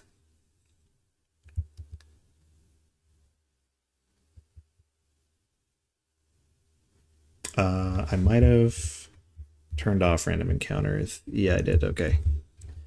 Give me a second. There we go. Okay. So there's a lot going on here. The character animations I'm doing are like these enemies. So you go into a battle, you might see like 3 of them. I might increase it to 4, but you're across from the enemies. They can summon minions though, so like there might only be 3 main enemies that you're fighting in a fight. Probably going to change like format for a boss or whatever. But then they can summon little minions. So in this case, I have Thank you for the follow, Seagoat. Yeah, right now I just have it set so like everybody by default already has 6 skeletons on. Because I was just testing the UI to see if I could fit all of yours here. So this is like 24. It's like 4 groups of 6, one for each of your party members. And I wanted to make sure that it fit there so that you wouldn't load in with them by default, but you would see them after you summon them. And then they can apply like passive effects, or like at the beginning of their turn, they can do certain things based on the number that you have. And they can like provide defenses. So like it's harder to sort of get through their defenses, and they you have to have moves that like get rid of them if your enemies are summoning them. So the minion ones are a little smaller. The main enemies here are what I'm doing, and they're like all based on like potential classes. So like I'm coming up with the idea of like many classes, because you're actually recruiting them as your party members. So the shepherd and lumberjack here, I have one here additionally that's in your party. The early game ones I'm thinking are like more like jobs. So they'll have like very simple skills, but then you like combine them into more like traditional RPG classes. The reason the shepherd exists is to their main ability they come with is they summon sheeps. Because a lot of the minions apply status effects. So for example, sleep, and I thought a sheep minion could apply sleep, and a shepherd could summon it. But you recruit these different characters that are like classes, and you might have a cleric and a knight, and then the way you multi-class is you're like combining them together. So cleric and a knight, combine them together, you might get a paladin. So the more advanced classes, you have to like recruit enemies and then combine them together, and then you get more advanced classes, or like multi-class type of thing. And then they like inherit the abilities from like that combination, but then you get like new abilities that come with the class, or you're recruiting them, and there might be higher level ones later in the game. And then to have like multiple tiers of like, if you combine like high level ones, it might actually like loop back around and come back to like lower level classes, but like with new abilities. Because I want every combination to be possible, so eventually you have to loop. But like conceptually, there's like multiple tiers of them, and I thought the lower tiers could be like more jobs. So like another one I had an idea of, like there could be a sailor that could have like sailor abilities of some kind, but you combine it with a thief and you get a pirate.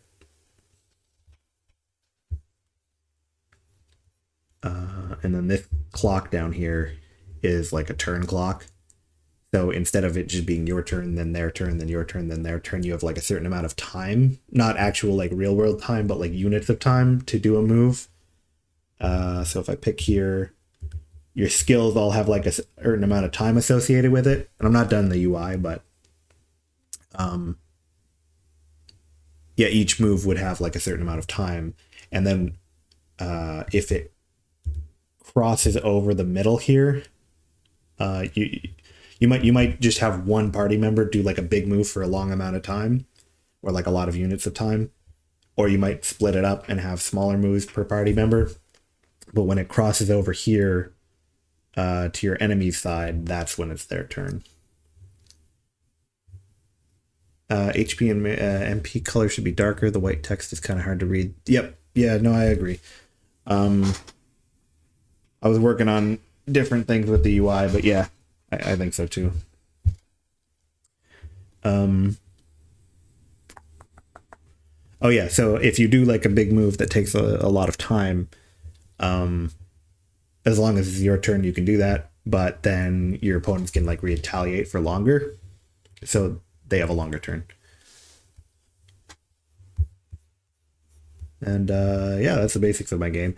Most of what I've done work on is the battle system, and then the dungeon is like pretty sparse, and like I still need to do like 3D modeling of a bunch of props and like programming traps and stuff, and then sort of make a bunch of elements I can design a level out of. Very cool. Never saw anyone do like anything like this in Godot. Huh. Yeah. I don't know. It's kind of like a JRPG. I know of a few projects in Godot that I follow, but they're all doing different things. It's really gaining steam though, Godot.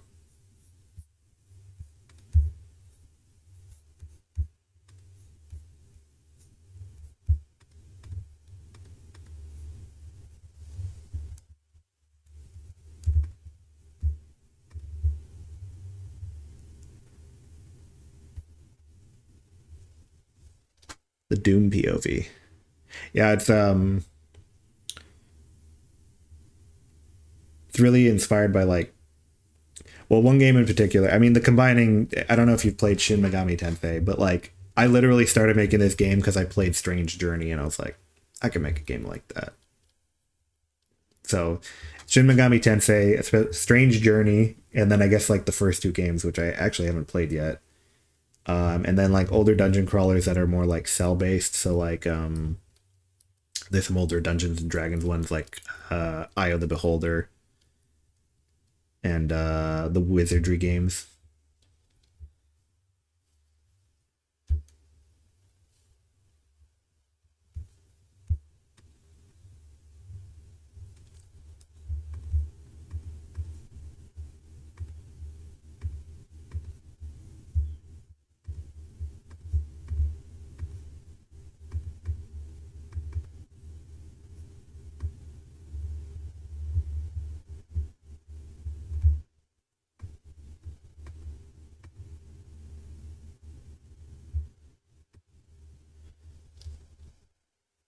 Never heard of that. I think you said that to Shin Megami Tensei, right? It's pretty fun. The JRPG, you like basically recruit and collect demons, and they're all like based on like different mythologies, and you combine them together to make new demons. Although, so my game is very similar to that. Like to the point where I almost want to rework the fusion system to make it less similar. The battle system I try to avoid like specifically what makes that game itself. Like they have a great battle system called the press turn system, and it's like one of my favorite combat systems in a turn-based JRPG. So I didn't want to do that because it's their thing. But the like fusing party members together is the same. So I kind of want to rework that to be a bit different. Um, One thing in their game is that like you fuse low level demons, you get high level demons. Just something in the next tier up, and you got to figure out like what combinations work. But it's kind of random. Like the things that you put together don't really necessarily translate to the result. Whereas mine is like I said, they're based on like classes where the fusion you make might actually make sense. Where I want to have classes, I want to have enough coverage so that every fusion produces something that makes sense. And I guess when every fusion is possible, some of them might seem a little incongruent, but I want the result to always be the thing that makes the most sense. And I guess if there's nothing, then it'll loop back to like maybe give you like a previous fusion material, and then like you go back and like sort of prestige it almost with like higher level abilities.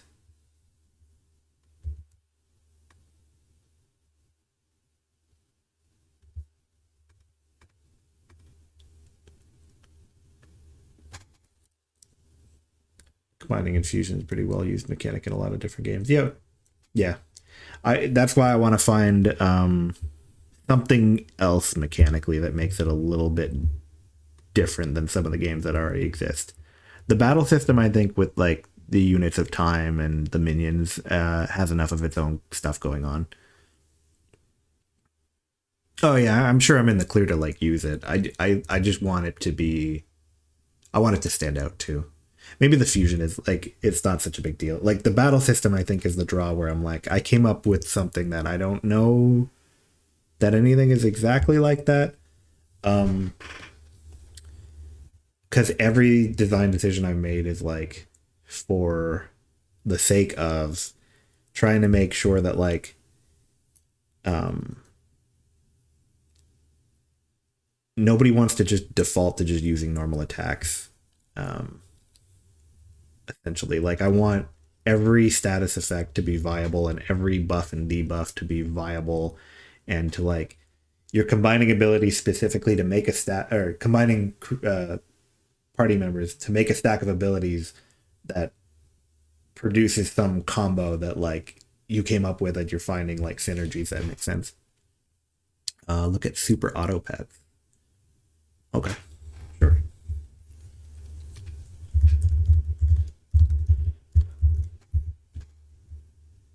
Let's pull that up in another tab. I'll check that out. Thank you.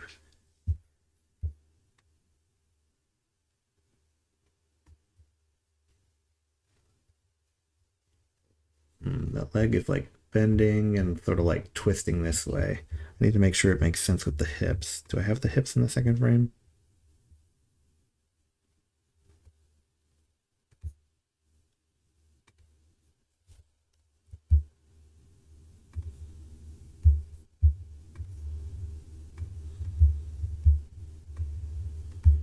Okay.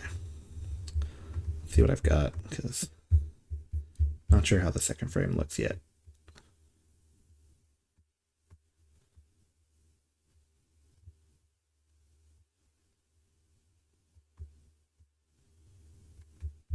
I feel like this plate kind of still wants to be up a little bit. Oh.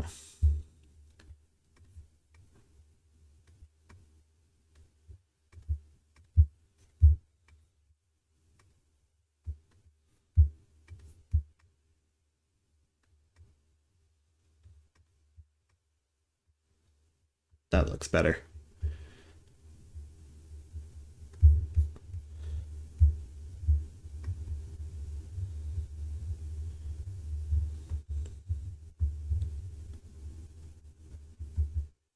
Oh yeah, I forgot I already got the arm done on this frame. So this frame is almost done. I just got to do that lower leg and the sort of wrist flag.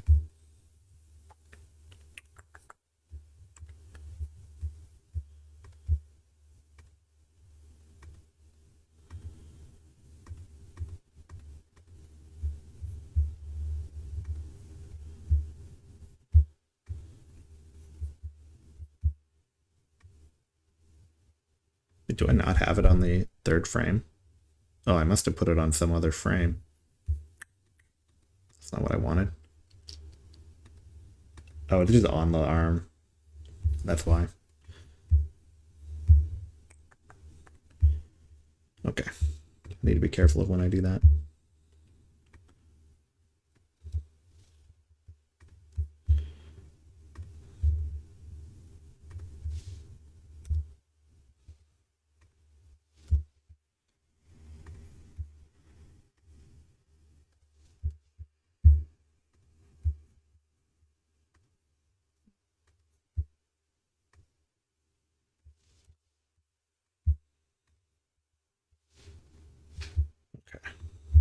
What I want to do is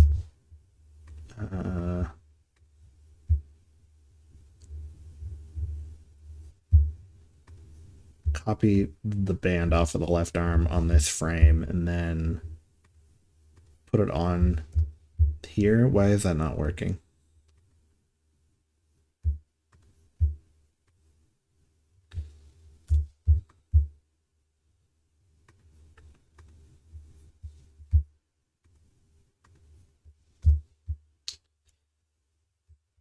Sometimes it's very strange.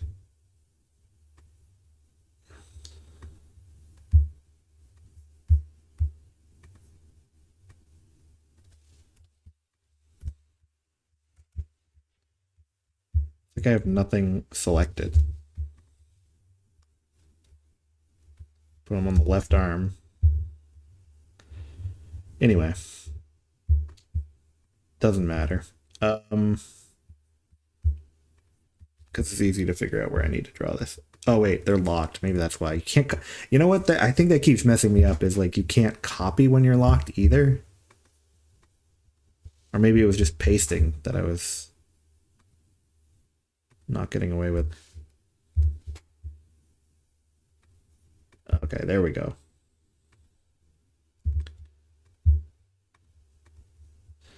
Because I want the onion between there to be able to see it.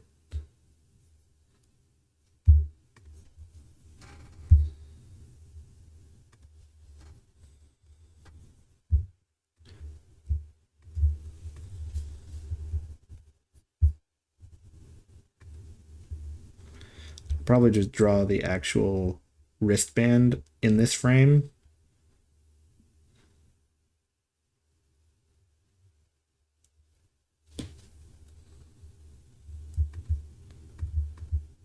But then it helps guide where the flags actually go. I just hide the arm because they're coming up from here and then they're sort of straightening out fully there.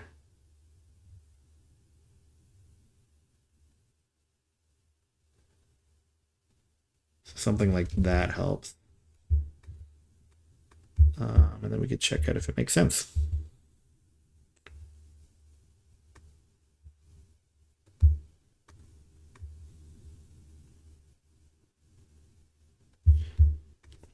I think maybe this band passes behind the arm, so we can actually just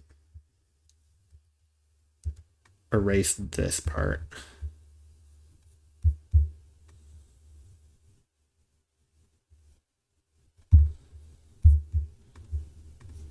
Okay.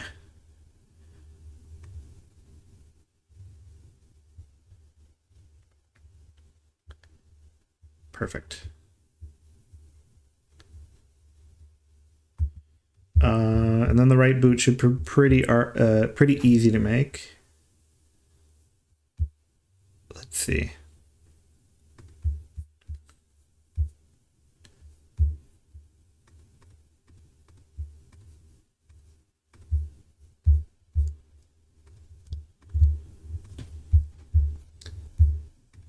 Any pixel that's darker here. Did I just lock everything? That's probably why I was having issues.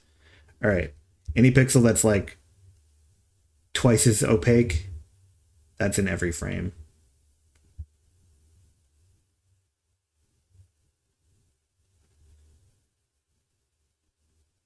Generally.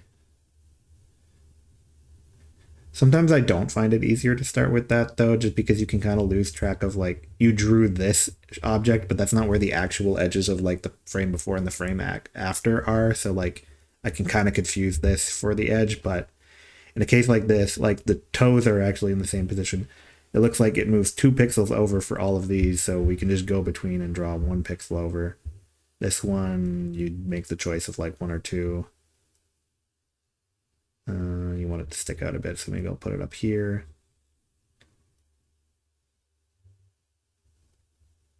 One, two, three, four, five, six. We'll just do 3.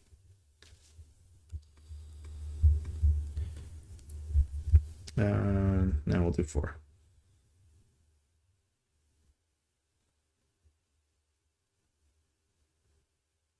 You just kind of follow the general shape. So this one can go 1 up.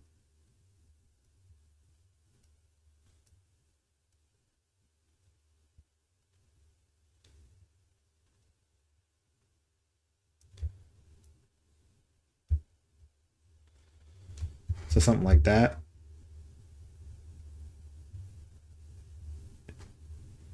It's often easiest and fastest to just do it like that. And then if I need to make any tweaks, like this is thin and then that gets kind of bulbous. So maybe I did go a little overboard with that.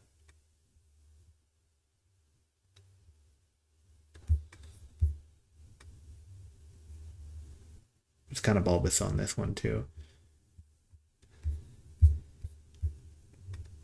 Well, I mean, it's actually covered up by the knee. That's why. So really, you can just kind of make those decisions, whether it matters or not, or whether it's covered up.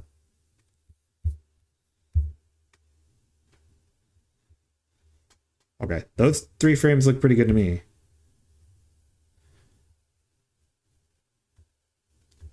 It's at that point where like the fastest way to do it is the way I just did it, and then if there's like little pixel tweaks, then you can do it from here, and then you've already got this, right? So, and then it just snaps down like that. So like, um, the question is, I guess, do I want to do like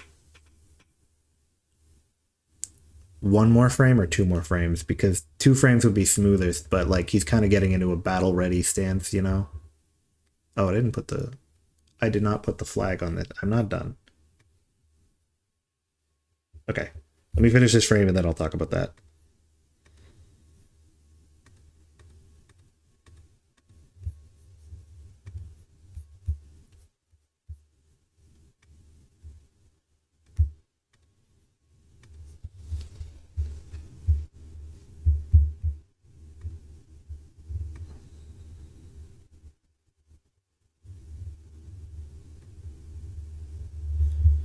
This is going to be the closest frame to that.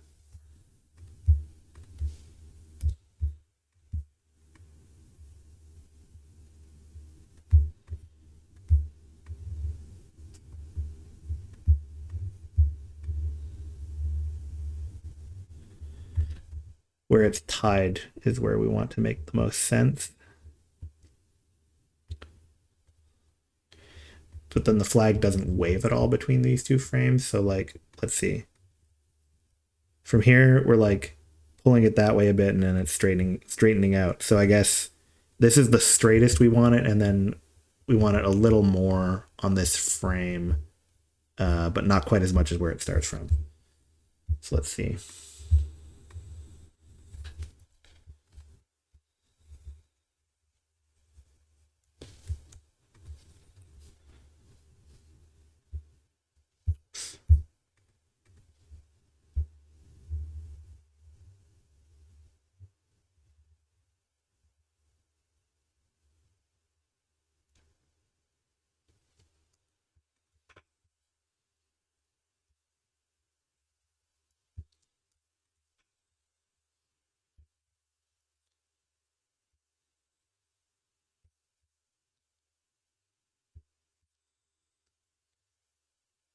I guess this could be like,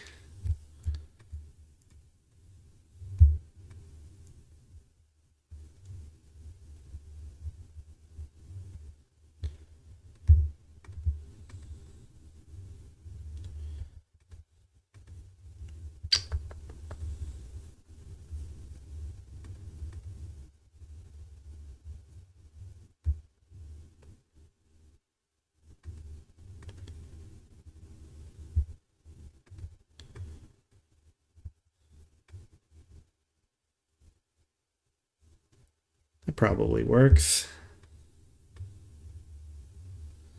I mean, you could get away with a lot of motion in a flag anyway, but basically it's being pulled that way as like this is lifting and sort of pushing the stick out a bit.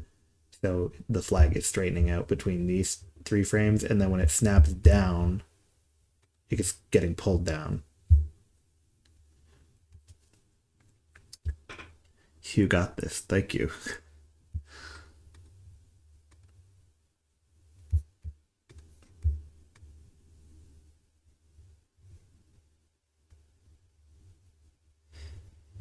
I'm trying to make sure like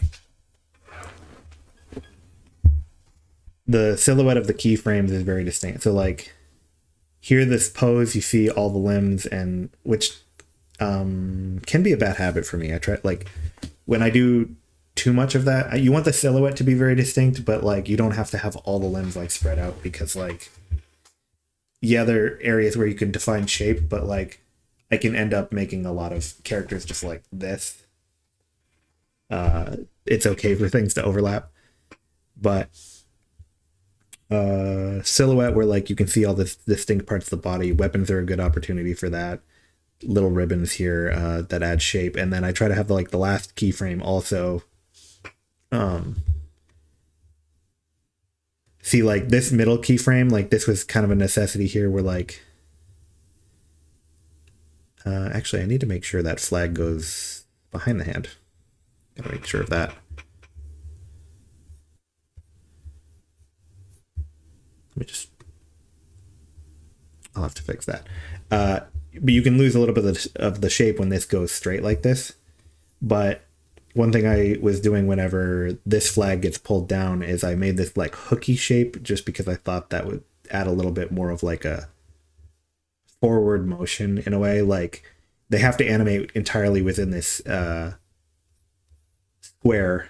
But if he's brandishing his weapon, one thing that can make it look a little more aggressive, even like a hook shape, even if it's just a flag and it's not an actual like hook. I don't know. It just gives it a little bit more volume and a little more spice. Have I tried using some smear frames? You like using goofy smears, like sort of like speed frame type of like speed frames.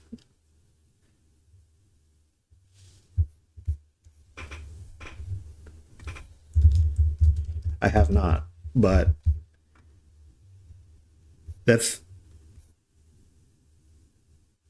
pretty much, I guess, because like they're idle animations. Let me see, do I still have this on?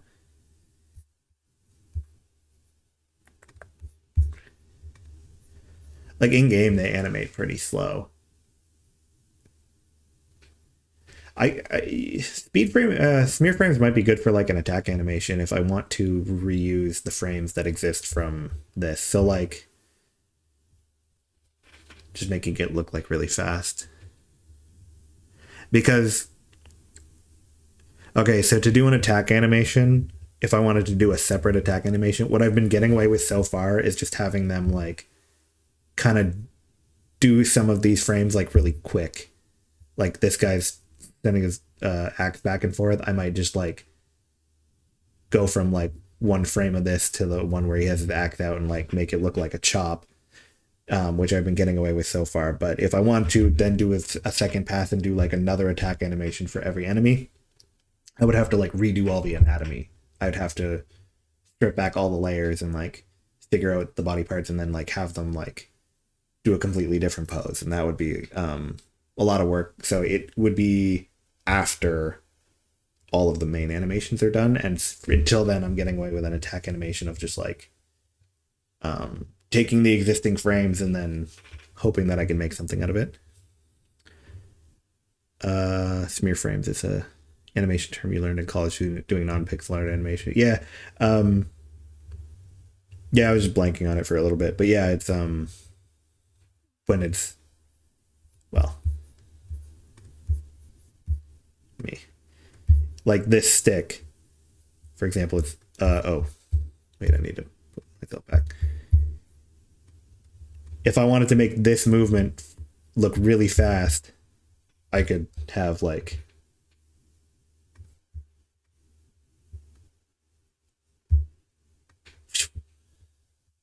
something like that. I mean, like nicer, but just have the object look like it's in all of the locations that it passes through at once in one frame. Makes it look like twice as fast. I haven't, just because of the idles being kind of slow, but actually I think I could make use of that for an attack animation. More curvy, but yeah.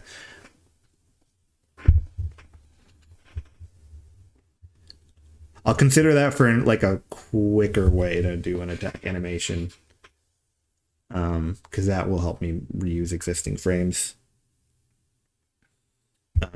and give an impression of speed. Because like for the knight I just showed, I guess what I was doing is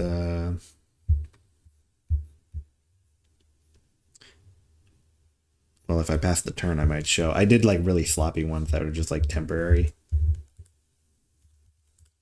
Let's see if the knight attacks. I shouldn't attack it in case it dies.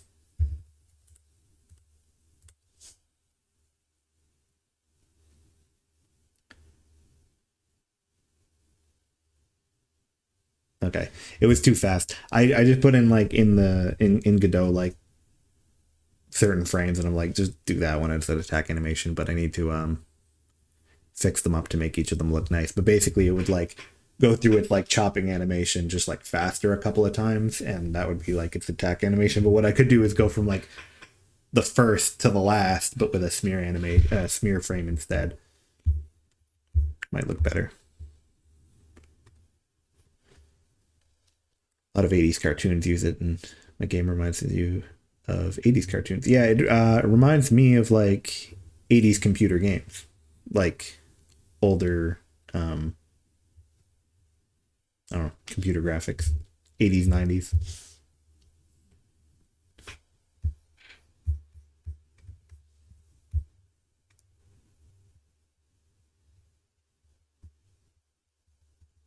Like older fantasy games. Maybe even some like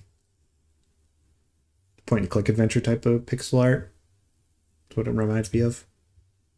Wasn't alive in the 80s and 90s. I was alive in the 90s, not the 80s. I think we can add a new frame. I guess whether I do one or two will be dependent on like I'll put the stick and then I'll see how that looks. Like I'll put the stick in different positions. The staff.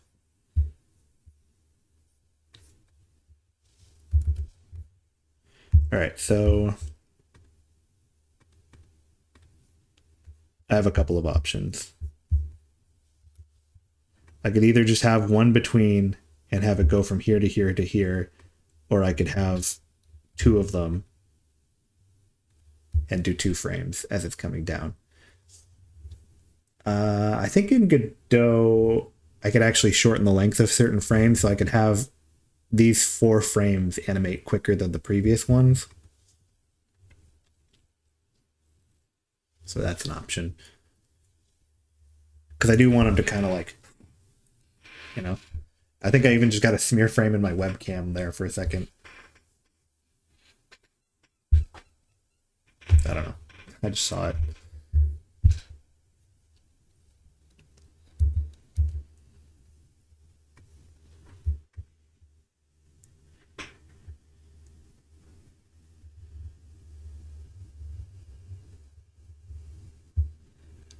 Also, you can go like not quite halfway between so that it looks like it picks up speed towards the end.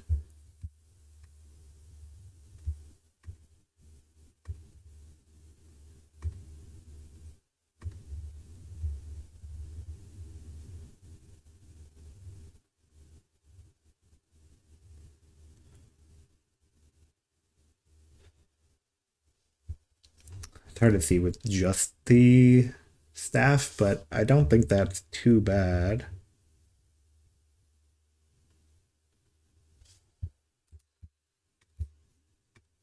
Maybe just a touch lower. Oh, that's like almost halfway between again.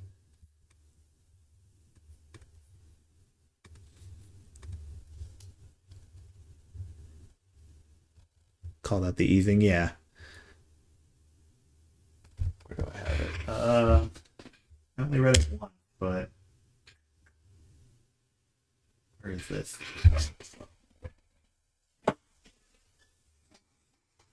This is all I know about. Animator Survival Kit. I read it once through.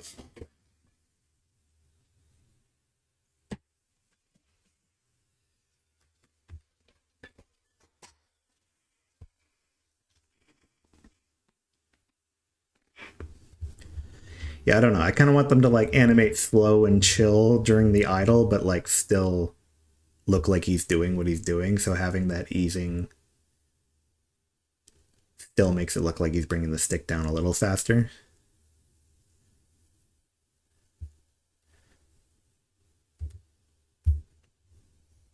I'm wondering if it's still worth having an extra frame though.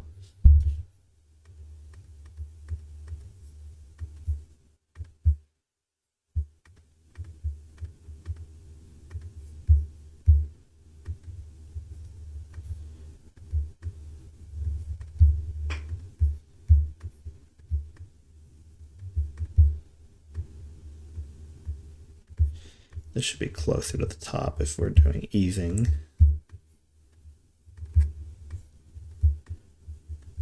the distance should like increase.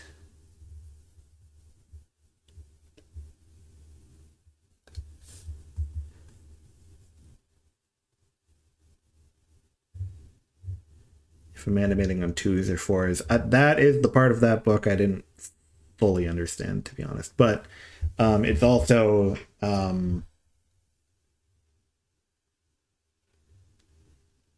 like in the game, like I have different amount of frames for some idle animations of some enemies, and they might go out of sync, but like they're going out of sync with each other. They don't really like interact in that way. Yeah, the frame rate. I can't remember like how to um, count it or whatever, but yeah, kind of know what that is.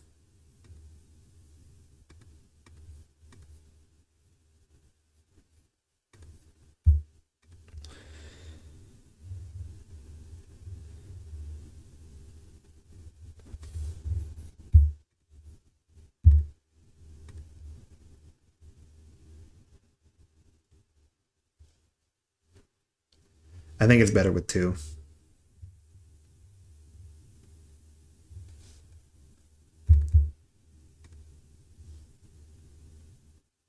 Even if it's slow. 2s mean that if you're doing 24 FPS, then you do 12 frames a second. 4 is 6 frames a second. Yeah. I know that some of the animations in my game are going to be like out of sync with one another, but because they're kind of like standalone units, um, I've only got one now. This big green square is just an enemy I haven't made an animation for yet. Well, like they don't interact with each other. Or they don't really need like any sort of animation blending of any kind. They just kind of sit there and animate that they can be out of sync with each other. But I think in this case, most of them are 5.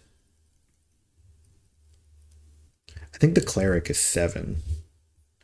Let's see. Do I have that? Yeah, I've got 7 because he's sort of like waving his staff in a circle.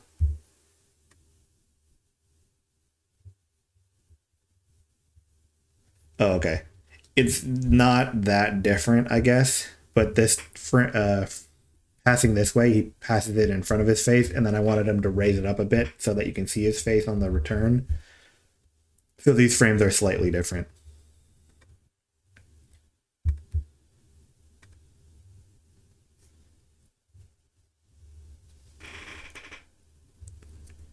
I think that was, yeah, because I wanted to.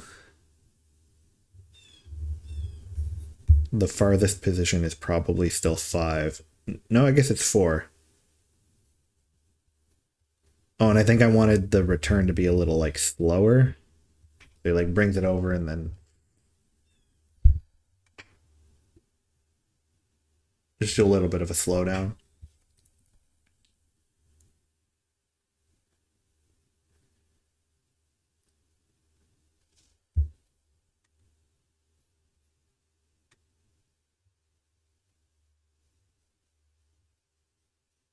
I still really like this one.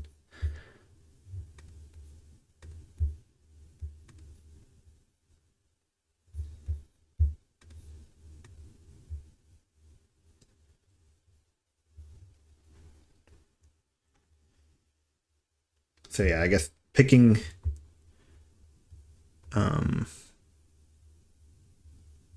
not directly in between 3 and 6, but having 2 different positions now between them is what I got to work on.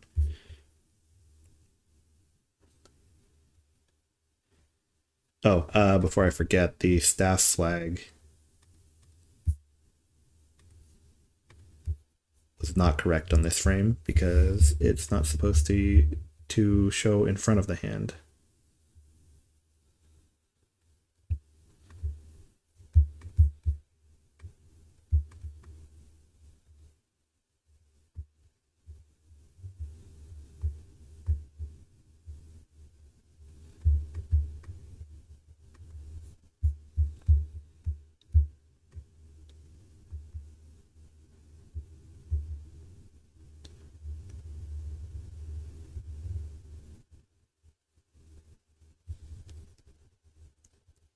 Animating on twos would be about 80 milliseconds per frame. Cool. Yeah. I think, yeah. It it's something I'll have to keep in mind if I have animations that need to like run a certain amount of time. These repeat, so it's okay, but definitely going back to that like more traditional like timing. Um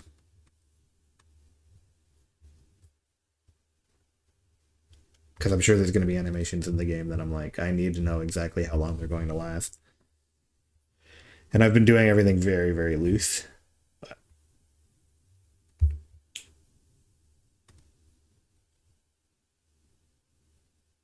Base sprite defaults to 100.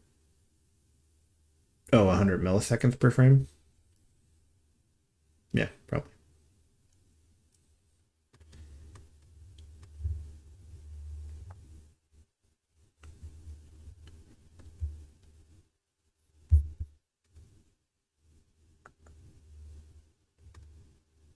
Yeah, you're right. But then you can also change, like, it just exports as a series of frames. So you can change that in your game editor too.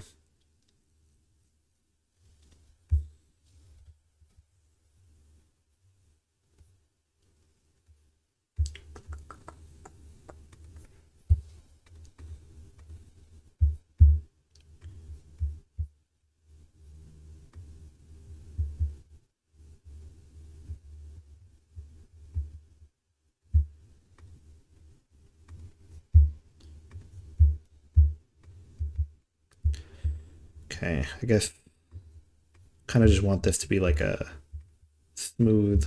Oops, I just changed something about that.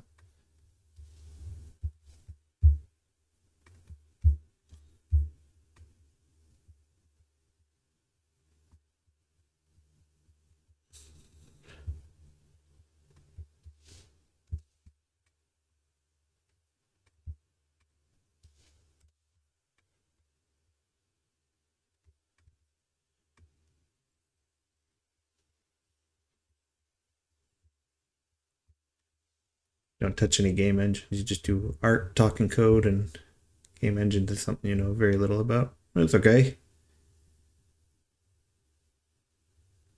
Just got into pixel art.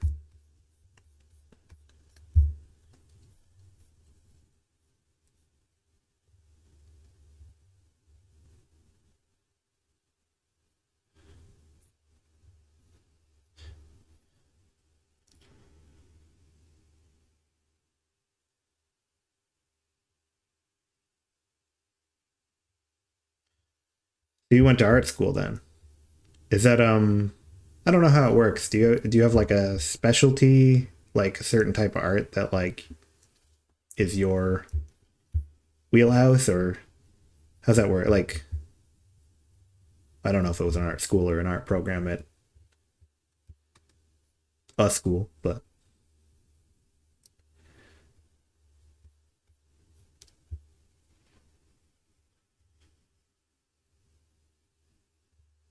yeah, I guess that's what I meant. I didn't know the difference really, but cool. Yeah, did you like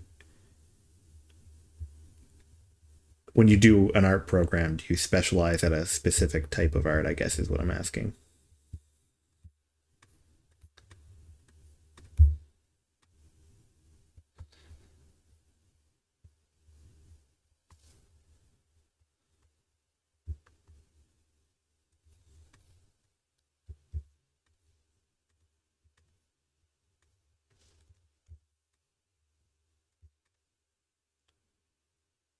Pretty sure good art schools are even more expensive than regular college.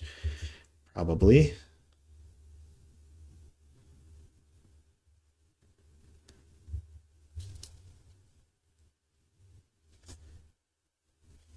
Yeah, I got into pixel art like a year ago for this game really. I did just a little bit as a kid, just messing around, making stuff for fun, but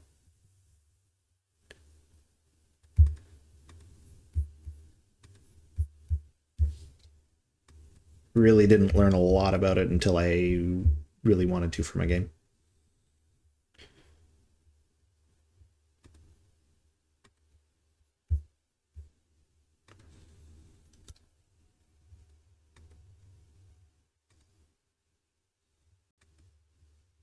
Oh, that left arm is going to be really interesting to try to figure out because it has to come all the way down there and like flip halfway through, I suppose.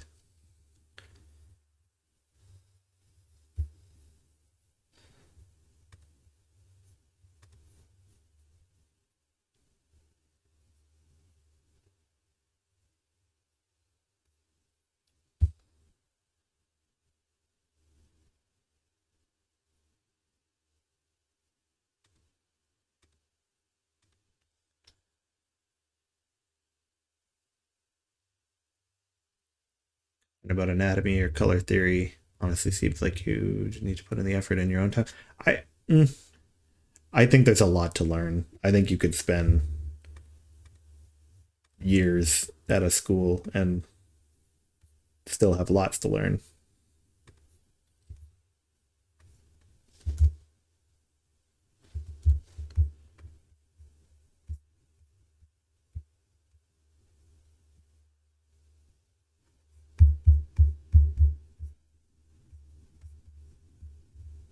Oh, hey, Machine Angel. I got mixed up with chatters there. I didn't realize you were there.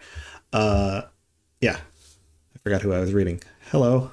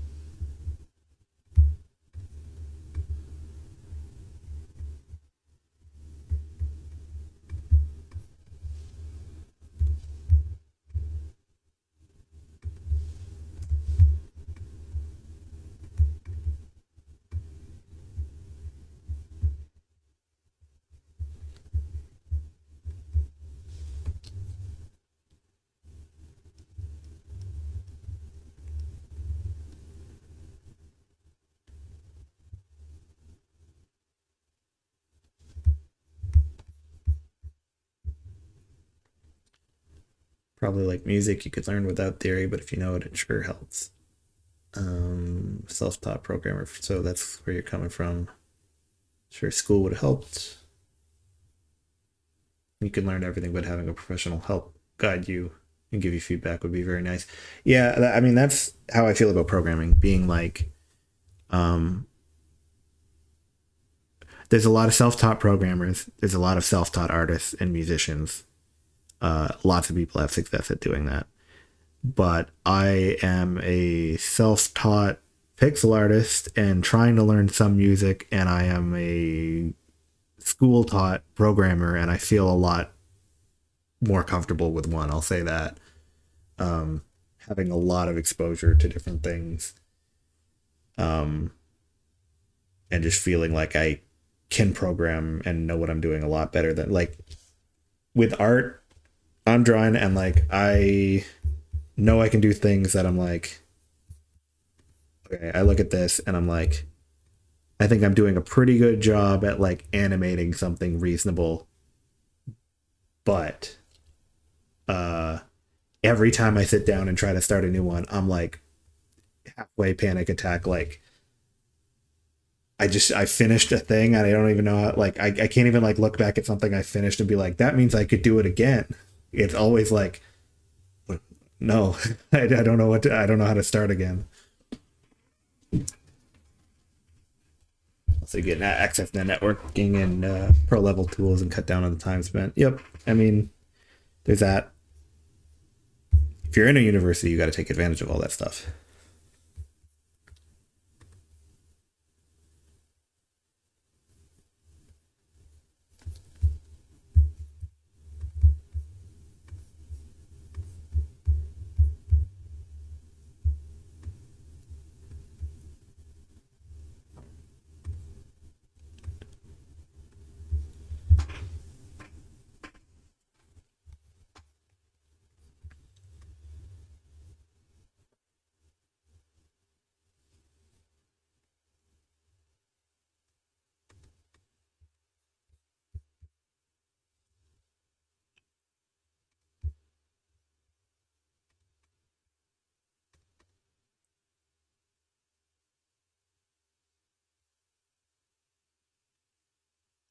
You went to school for business?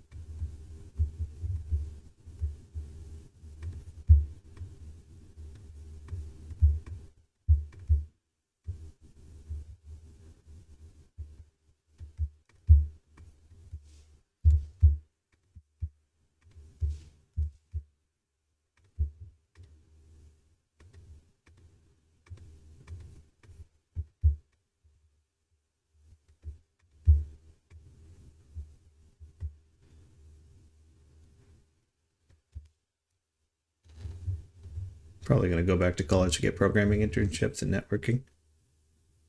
Yeah, that's cool. I actually have a first degree in biology. And then I went back to university to learn programming because I started doing it as a hobby too. And then I was like, um, just really loved it. And I was like, I'm gonna do this formally and learn and get those, like, I say opportunities, but I finished and I'm on Twitch instead. So unemployed, still looking, but the market, honestly, when I entered, you know, it was right before COVID. And, well, no, when I applied, it was before COVID. And then COVID hit. You know, for years, people were like, hey, you know, you should go into programming. It's like really great field. There's tons of jobs. Um, COVID hit. I forgot about it. I was like, the whole world's changing. I'm like, they probably even like forgot. I don't know what's going on with like university next year anyway. Then I got accepted into programming, and then I into computer science. And then COVID made my job at the time like very frustrating. Like they weren't managing it very well. And then I was like, fuck it. I'll just, I'll accept. I'm going to go to school next year. I'm going to quit my job and go to school next year. Try to change career paths. The market has kind of soured since then, though. So I'm still looking, but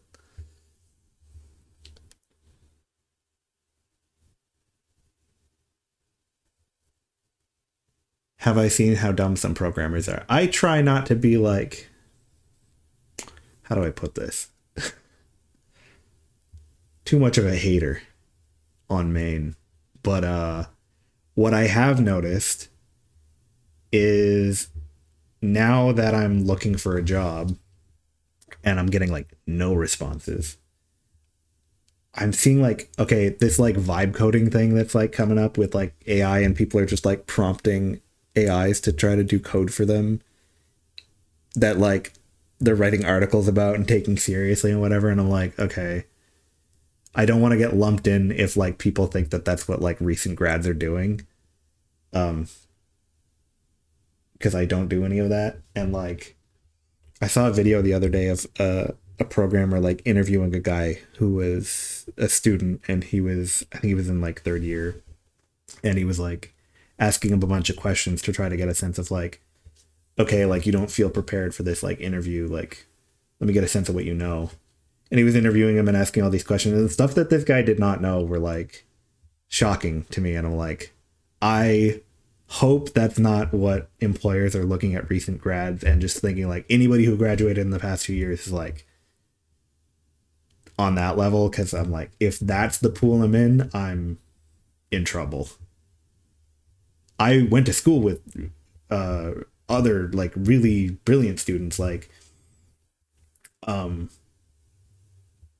I mean, I did my best. I did great. I mean, I did good. I did actually good because I took it very seriously the second time. I didn't do, oh, Seagoat. Vibe coding is, it's, they're just not even coding. They're putting it into AI and they're saying what they want, and then they're having AI write it entirely for them. And if it doesn't work, the idea is like if you have it write something for you and it doesn't work, instead of rewriting your code, just ask again.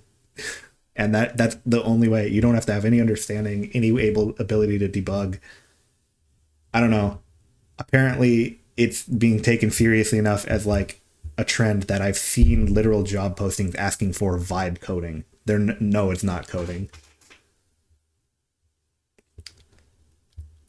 And like I said, like this was my second degree, so like I went back. I'm 32. I graduated a couple years ago, but like I was approaching 30, and I was going to school with like younger people, and like some of those people, like they don't fuck with AI either. Like I was going to school with like 22-year-olds, and like some of them were really smart. Like people like not to like humble brag, I got a 4.1 GPA the second time. But I took it very seriously because my GPA in biology, like I had a rough year or two, and I was like, I never failed a course, but like I had a low GPA when I graduated. And then when I went back for programming, I'm like, I'm not spending all this money, quitting my job, losing my income, spending more money, to not take it seriously. So I did everything I could to get like super high grades.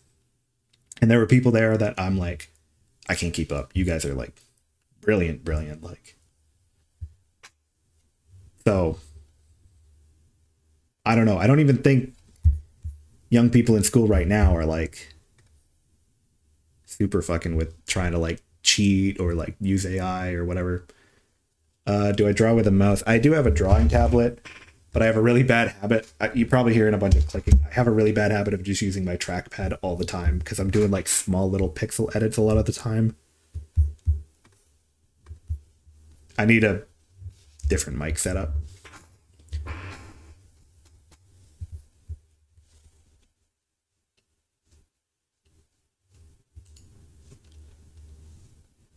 But yeah, I feel bad. I bumped into one of my professors actually at the grocery store.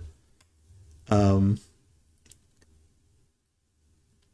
but dumb people are the ones you see when looking for tutorials on something. Yeah, I mean they're out there. I feel bad for the ones that work really hard because like, and me, because I'm like, okay, we're definitely out here applying with like that perception that like a lot of the recent grads are like that. But I mean, I guess it was people I spent time with because I joined like a competitive programming club when I was in university. And I mean, those people were real smart.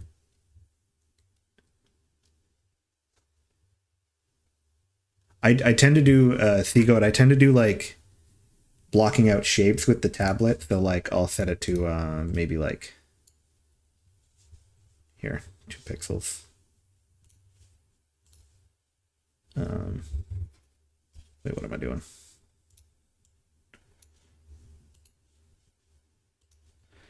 Yeah, if I'm like blocking out a shape, I'll like work that and then like switch to the eraser and like do like brush strokes like that. But I tend to edit really small pixel details with just my trackpad, like where I'm like the curve of that doesn't make sense. I'll just like click it to erase that one little pixel right here. But it ends up being I keep tapping on my mic. Yeah, the competitive programmers are cracked, and like I guess I was a minority of the class, and that was more the people I knew. But I think everyone was doing pretty good. Like there was very few people I thought were like struggling in my classes. I know like first years, like even our professors were like, you get 100 first years and like they don't know, like they can't learn. But that's first years. Like a lot of those people aren't even taking programming for like a credit, and they're not even in CS or whatever. So I know those first year classes, even our professors were like, some people are unteachable, but they're not even taking that class to be a programmer necessarily.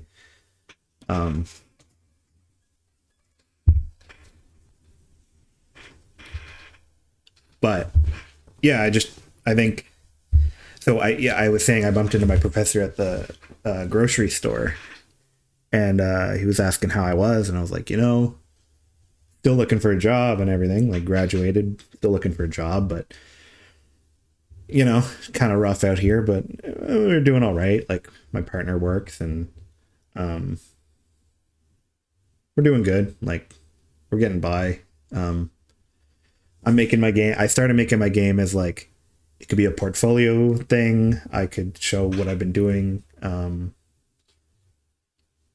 or it could just be a hobby that's like sharpening my skills. It started as the idea was like I could. It started as a hobby, and then I was like, I should have a project while I'm applying for jobs and show that I've been programming this whole time. And then, the more and more longer it goes on, the more and more I take it seriously. Like the main thing I know about programming is making games, so I'm looking more at like game companies for looking for jobs. But anyway, yeah, I'm like, we're doing good, we're doing fine. And he was like, yeah, all of your peers that you went to class with, I bumped into a few of them too, and every time I do, they're all like really depressed and like can't find a job. So like at least you're doing good. Sounds like you're doing fine. But he was like these smart people that I was talking about. It's like, yeah, they seem to be having a bit of trouble.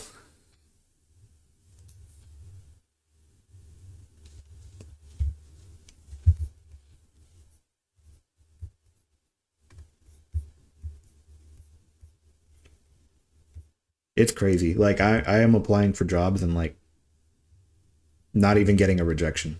Like not no response at all. Like dozens, hundreds of jobs.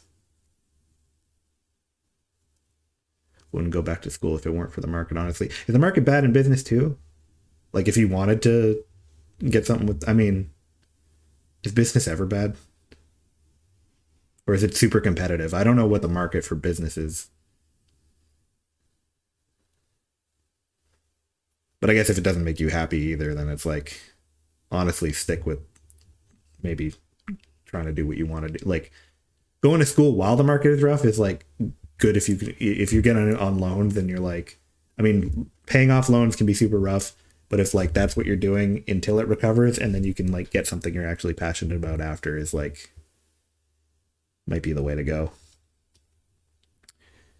Worried about post grad speak out. When you got into pixel art and stuff, is you just saw quite a lot of indie devs doing well. Yeah,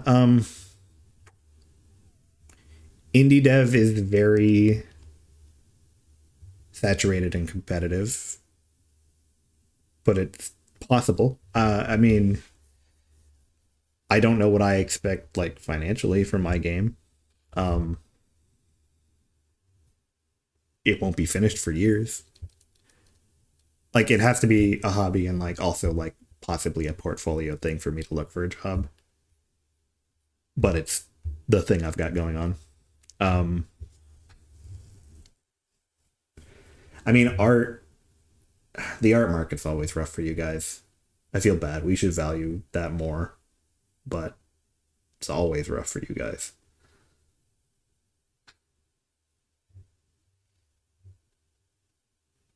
Depends on what part of the indie dev space and quality you're competing in. That is true. I mean, there are definitely games you can make that are like money makers.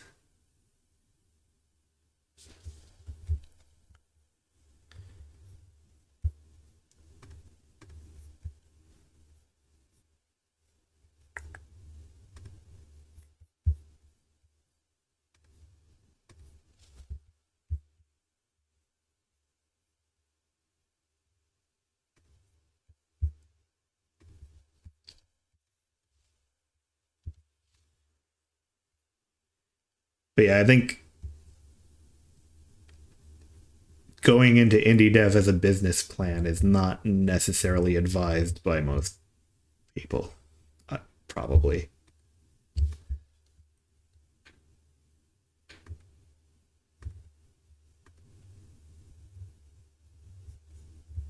Why does this look so off?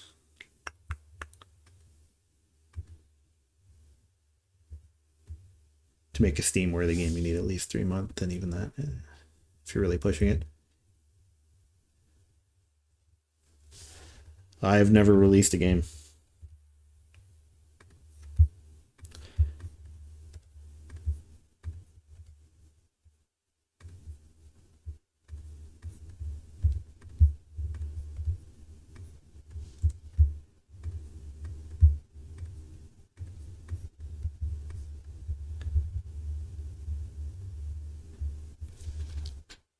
No, and people tell you you should do a game jam or like a smaller game first, and I completely skipped that, and I should not have. But you know, we go with the flow.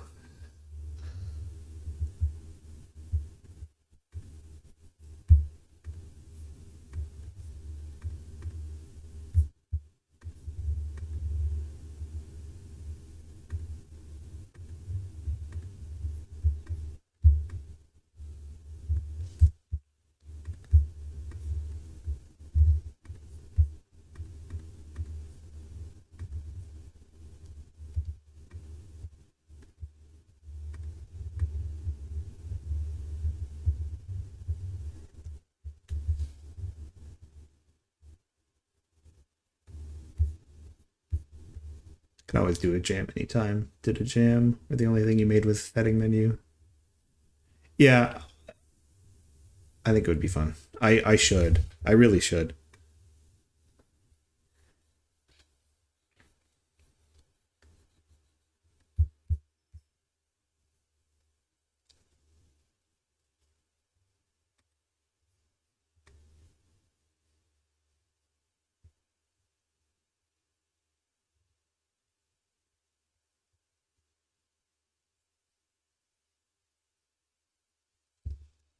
Weekend is pretty low commitment. Yeah, I guess suppose. I keep thinking like if I join a game jam, I need to like block out 2 days like full, which can't really always do. But I know, I guess you don't. I mean, you don't have to. If you can't finish, you can't finish. It's fine, but it's fun experience.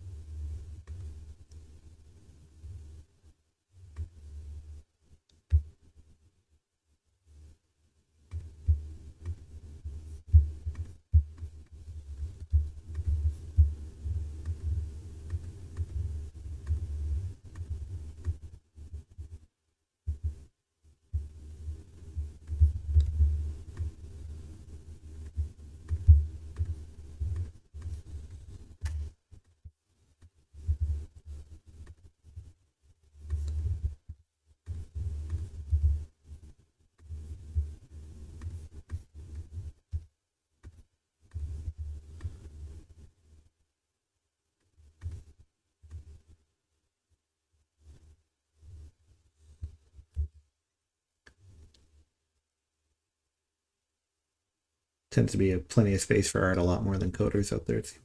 I think yeah, there's like game jams. There's like art jams, game jams of like all different types of like assets, and there's like music jams. I kind of want to join for like actually ones I want to practice. Like I said, I'm trying to learn music. I would like to join a music jam and like force myself to make music for like a specific thing, because that's what I always struggle with. Is like I'm sitting down at FL Studio and I'm like plugging in melodies and I'm like, this makes sense, but like I don't know what I want it to be or why I'm like what I'm making it for or whatever, because I'm not sitting down and making it for a specific purpose in my game or whatever. But when the and I don't have like the versatility. But sitting down, I would like to do a music jam to be like, hey, make a like given a goal of like, hey, make a soundtrack. You got to do a desert level. You got to do a shop menu theme. Like that would actually, I think, get me to be more creative and like put restrictions on me to be like, how do I approach a problem? I think with music is me not being presented with a problem that I can solve.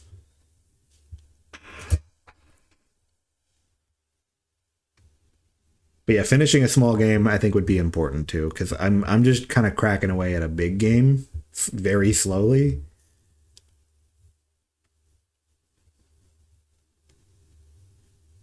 You just write the score first and then bring it into a DAW. I'm not good at sheet music. I can read it. Um, I can.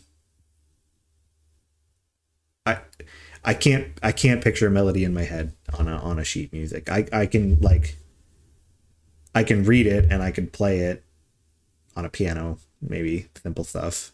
Um, but like I actually have no clue. Like if I read it, I have no idea what it sounds like. So I couldn't write down a melody in my head on a piece of paper.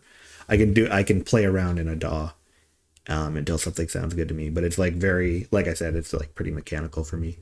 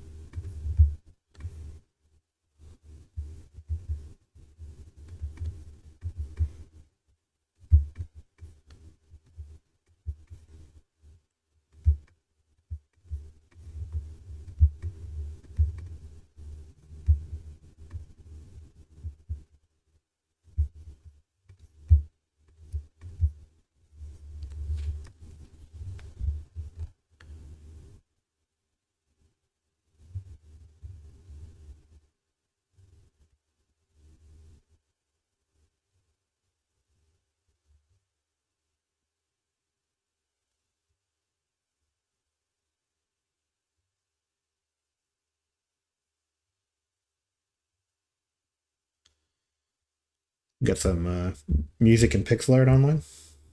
Let me pull that up. Seago Games.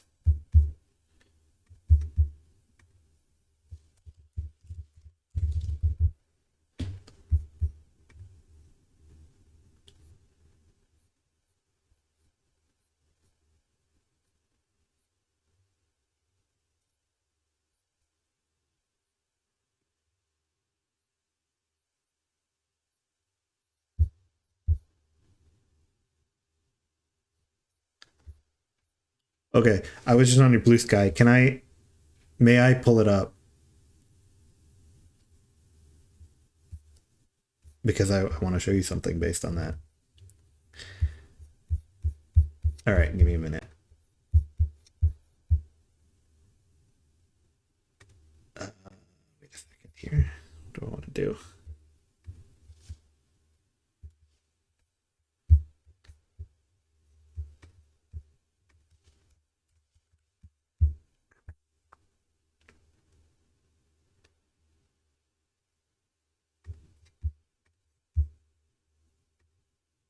Okay, pixel art. Uh, very good. You're doing well.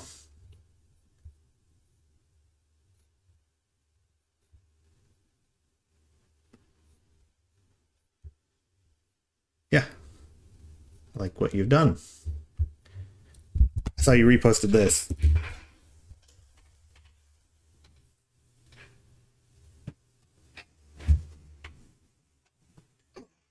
I do some 3D printing.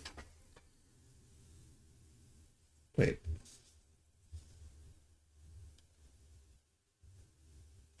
I'm making one.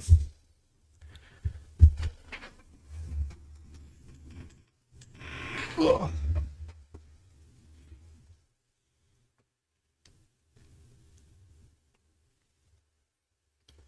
Oh, do you draw too?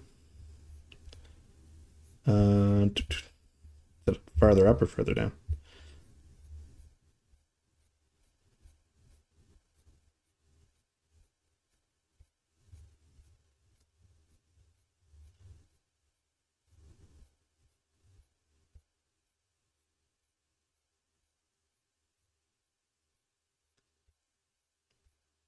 Oh, there we go. Yeah.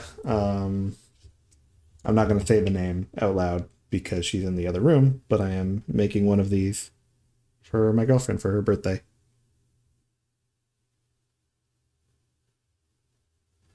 It's not painted fully. But yeah. Working on it.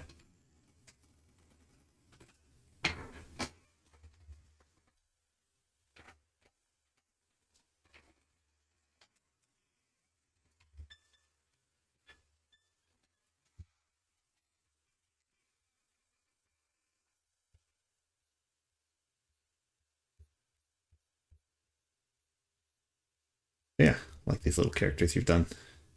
These are all pretty good. Kind of remind me of like Final Fantasy sprites. Nice.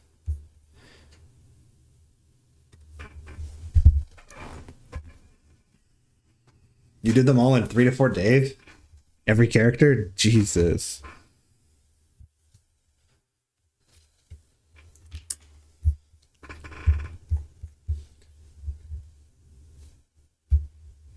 This animation I've been doing over 3 streams.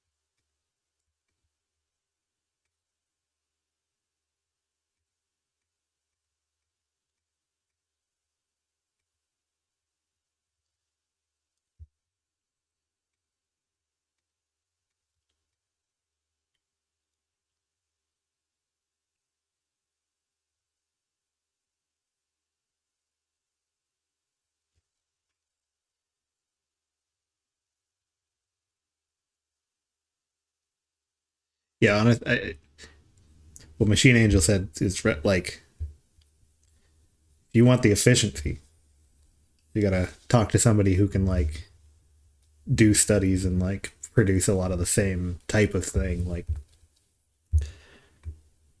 faster than I do.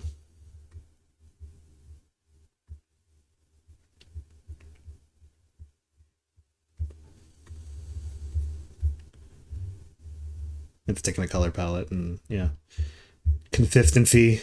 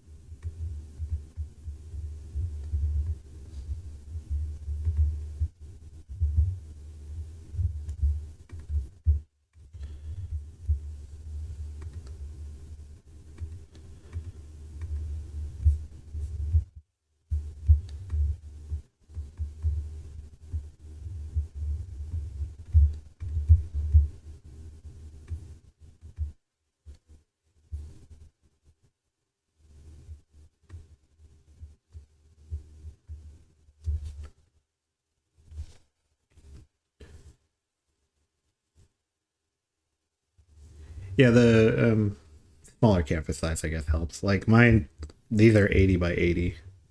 And I have no idea why. Like you're supposed to do like a power of two is the like most nice number to do in like pixel art, but I did 80 by 80 for some reason. I don't know why.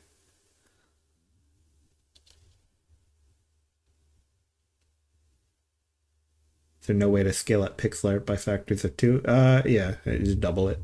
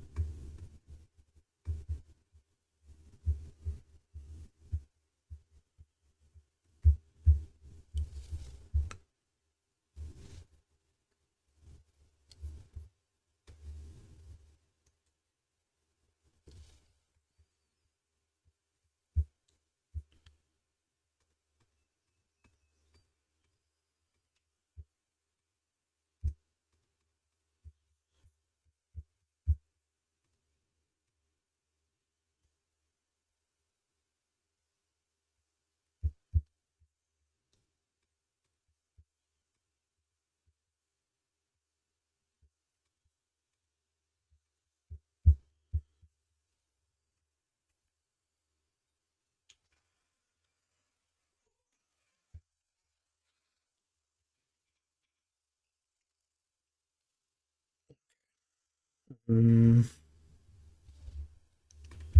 lower left leg now.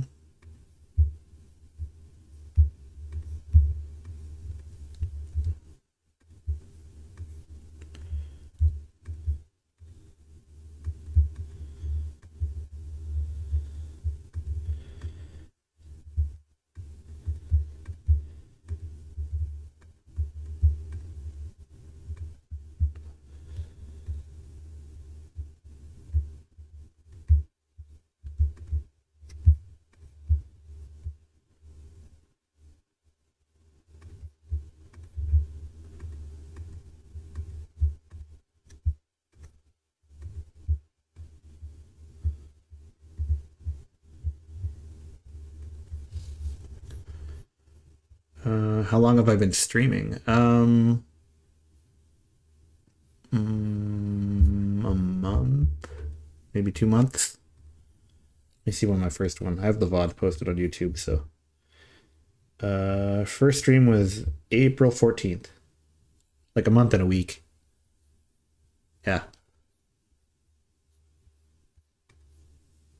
it's been fun. I found it like super helps me motivate to like get working on different parts of my game.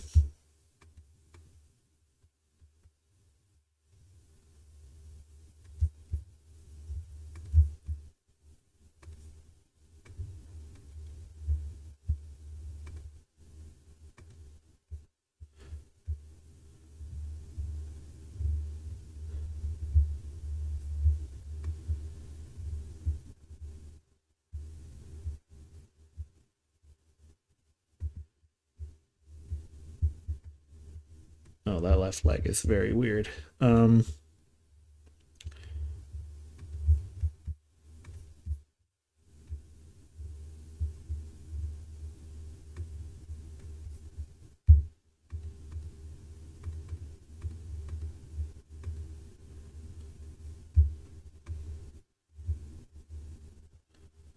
Why did that have all those extra pixels there? I'm not even sure.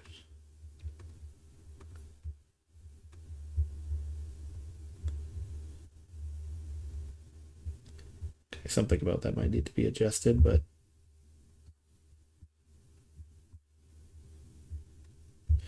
oh, I also got to put the sash on, so like.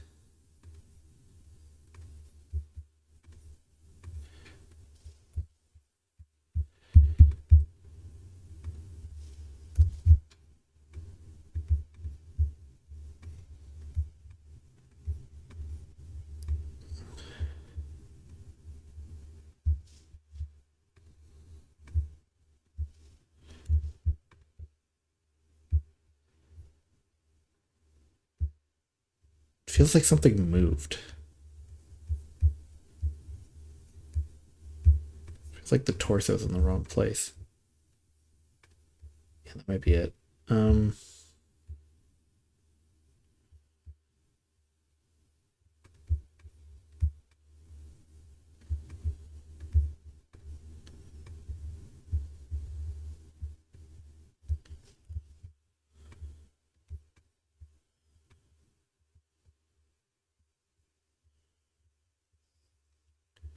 Yeah, something changed at some point.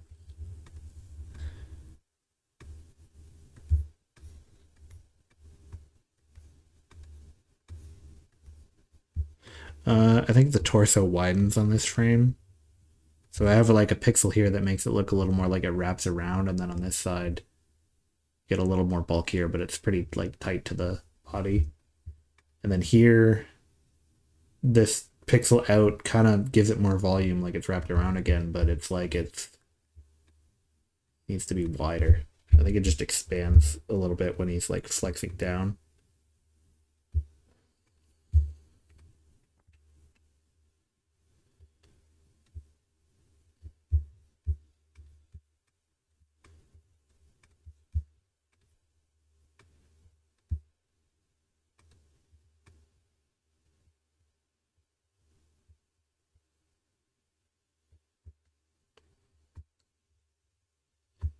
This area is like shifting around a lot, which I guess is just like this is all pants. It's just these regions were not like super well defined here, I guess.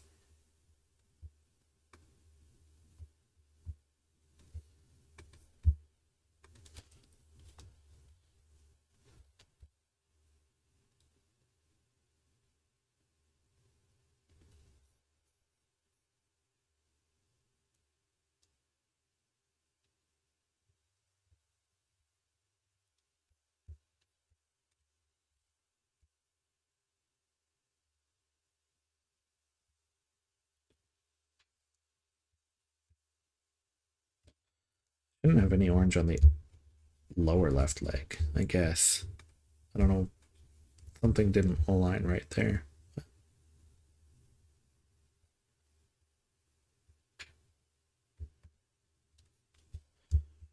Right upper leg, probably could use one extra pixel here.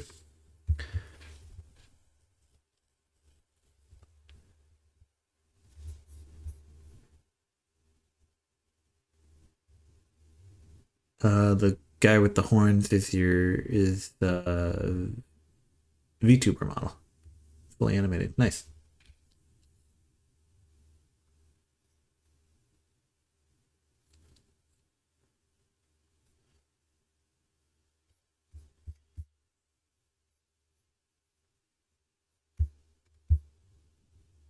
Oh yeah, you stream too. Okay, I'm gonna subscribe. I'm gonna follow you. Oh, I see from your recent broadcast that you are doing pixel art on stream. Nice. I'll pop in again at some point.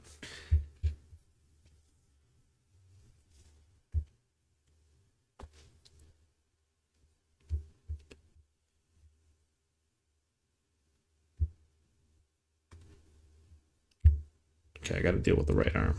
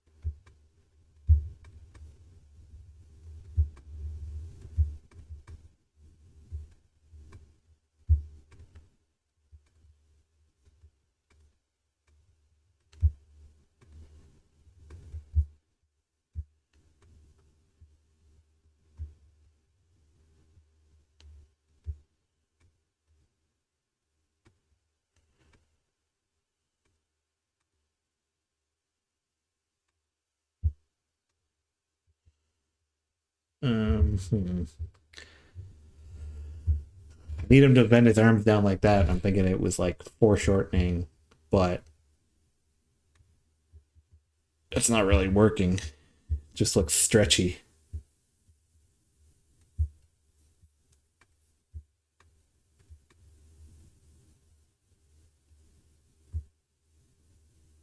I think I need to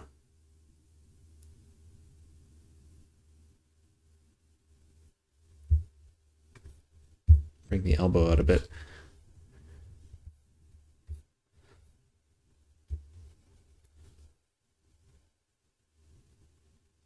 Stream super late. I stream super early, so I got time to watch.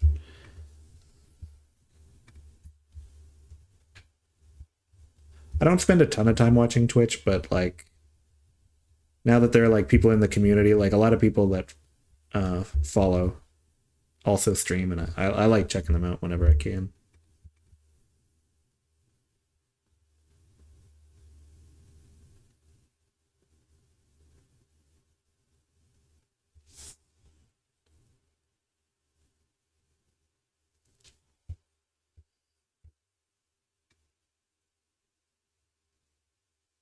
The arm's not perfect, but it looks a little better with the elbow out a bit.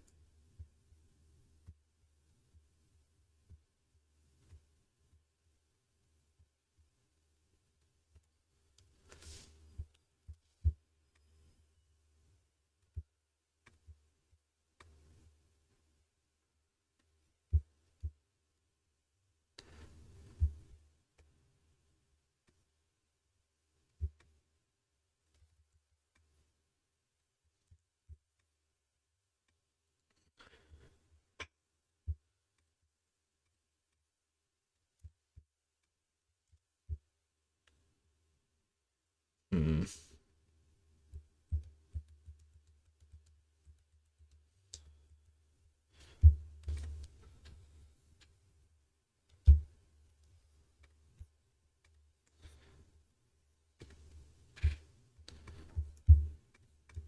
Something's wrong here.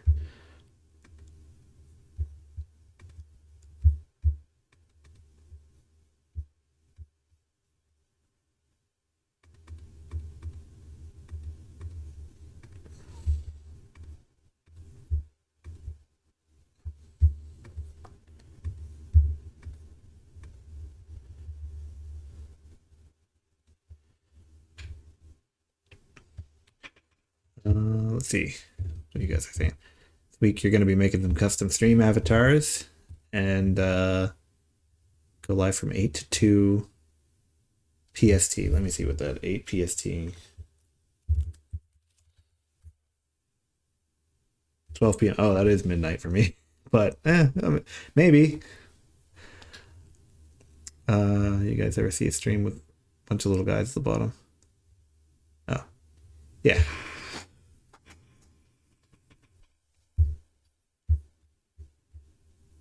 Yeah, I'd love to be able to check it out. Hopefully, I can. I think I think it's midnight for me, but maybe still.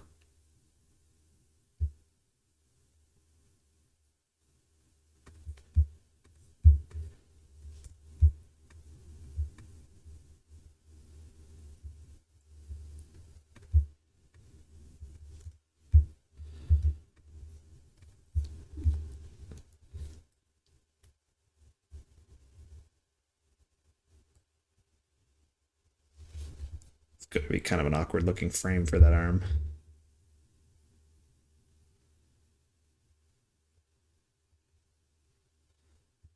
It's not so bad. Just like the hand straight in front.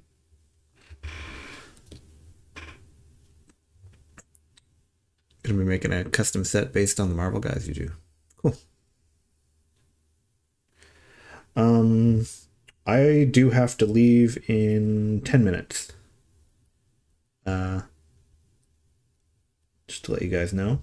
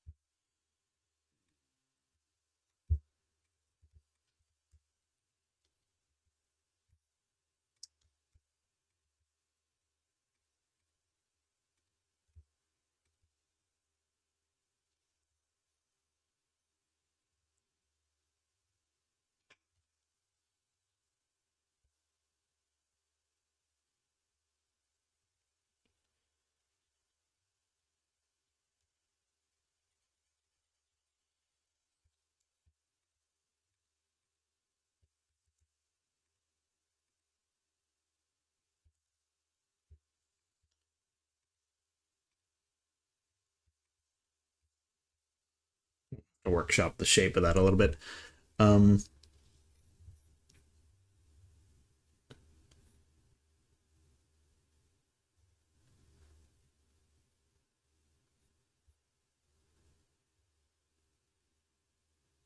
That does sound fun. You got a lot of stuff going on with those things.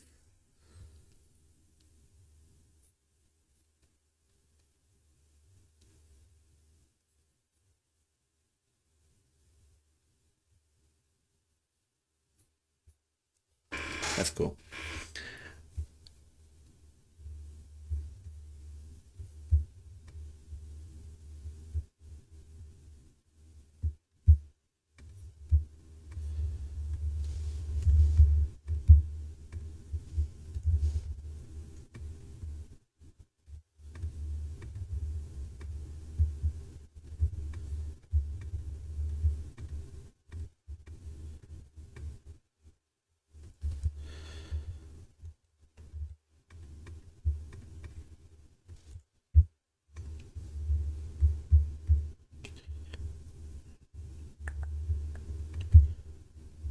I'll just copy that for now and then flip it.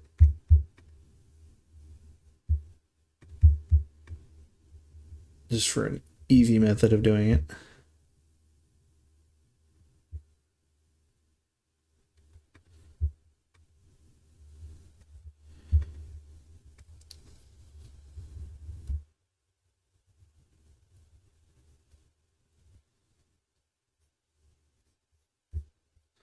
I'm gonna have to workshop some of the details of that, but that area looks very weird.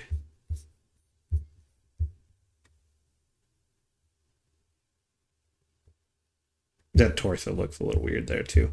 But yeah, I mean the base of it is done. I gotta add the flags and stuff.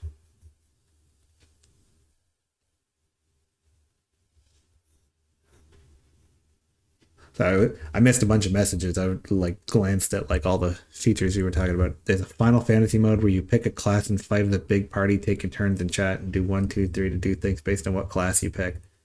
Also, you have all kinds of stuff added. A lot of your channel points let you do stuff like send in Pikachu to hype up the stream. That's a lot of stuff. That's a lot of stuff. That's pretty cool. Can't how do I get stuff like that? You can't get like channel point stuff until you're affiliate, right? I think. Oh, well. Soon, hopefully. I got all the requirements except for the 50 followers, which I guess is the big one. But like streaming enough isn't a problem, and then I hit the average of 3 viewers.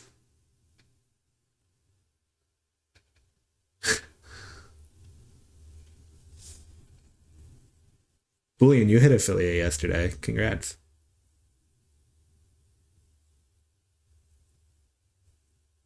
I need to maybe work on some stuff to spice up the stream to be ready for when I hit that. But yeah, it will still take a little bit of time.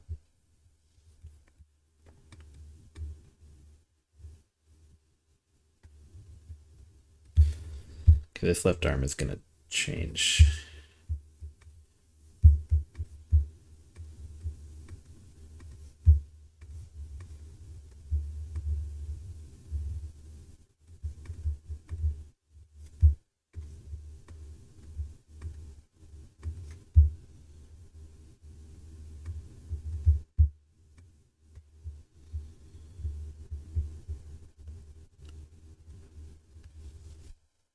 Just set up the thing to listen for triggers and run simple C# code to control the OBS. Neat.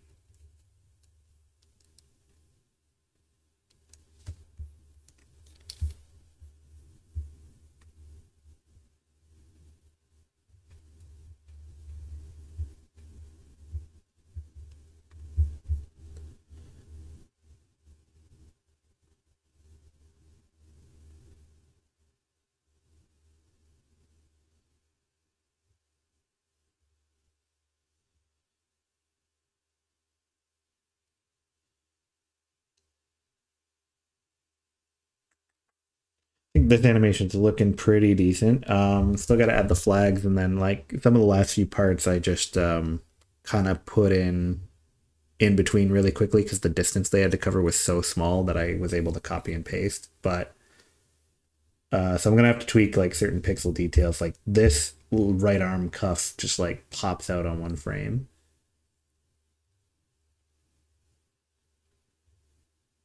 But beyond that, I think like the base of the animation is mostly done.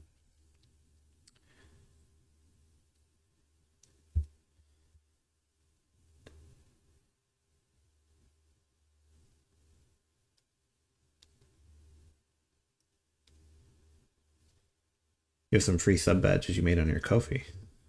I could check those out. I want to send them along. Or actually, your coffee is probably just. Oh, it's not on your Blue Sky. Same name though.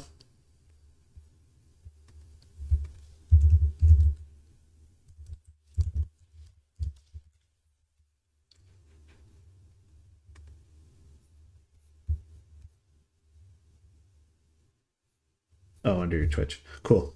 I'll check that out. I think I gotta end stream. Yeah, I gotta go. But it's been really fun. Thank you guys. Do you guys have anybody? I just rated somebody for the last time, or for the first time last stream. And I just like pick somebody. But since everybody here is like active in chat, do you guys have anybody you want to like shout out? Anybody like small that's on right now that if you guys want to head over there, you could raid them. Munglow, they're on right now. Let's check it out.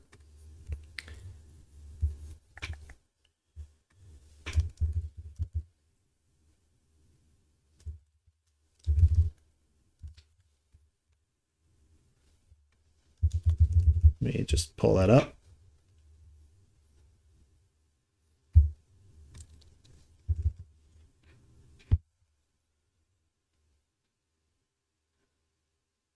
What are they making right now? He's a good fella. Awesome. All right. I'm going to give him a raid. I got to head out, so I'm not going to be... oh, wait. Still getting used to this. Raid. I'll say hi, but I'll have to go after that. But, yeah, let's give him a raid. Thank you for a great stream, guys. It was really fun. And I'll see you next time. I might try to do a weekend one this time. I don't know. I don't know if I can tomorrow. We'll see. It might be a surprise. But then Monday if not. See you guys. Have fun. Have a good rest of your day. Oh, wait. Invalid username. Hold on. I typed his name wrong.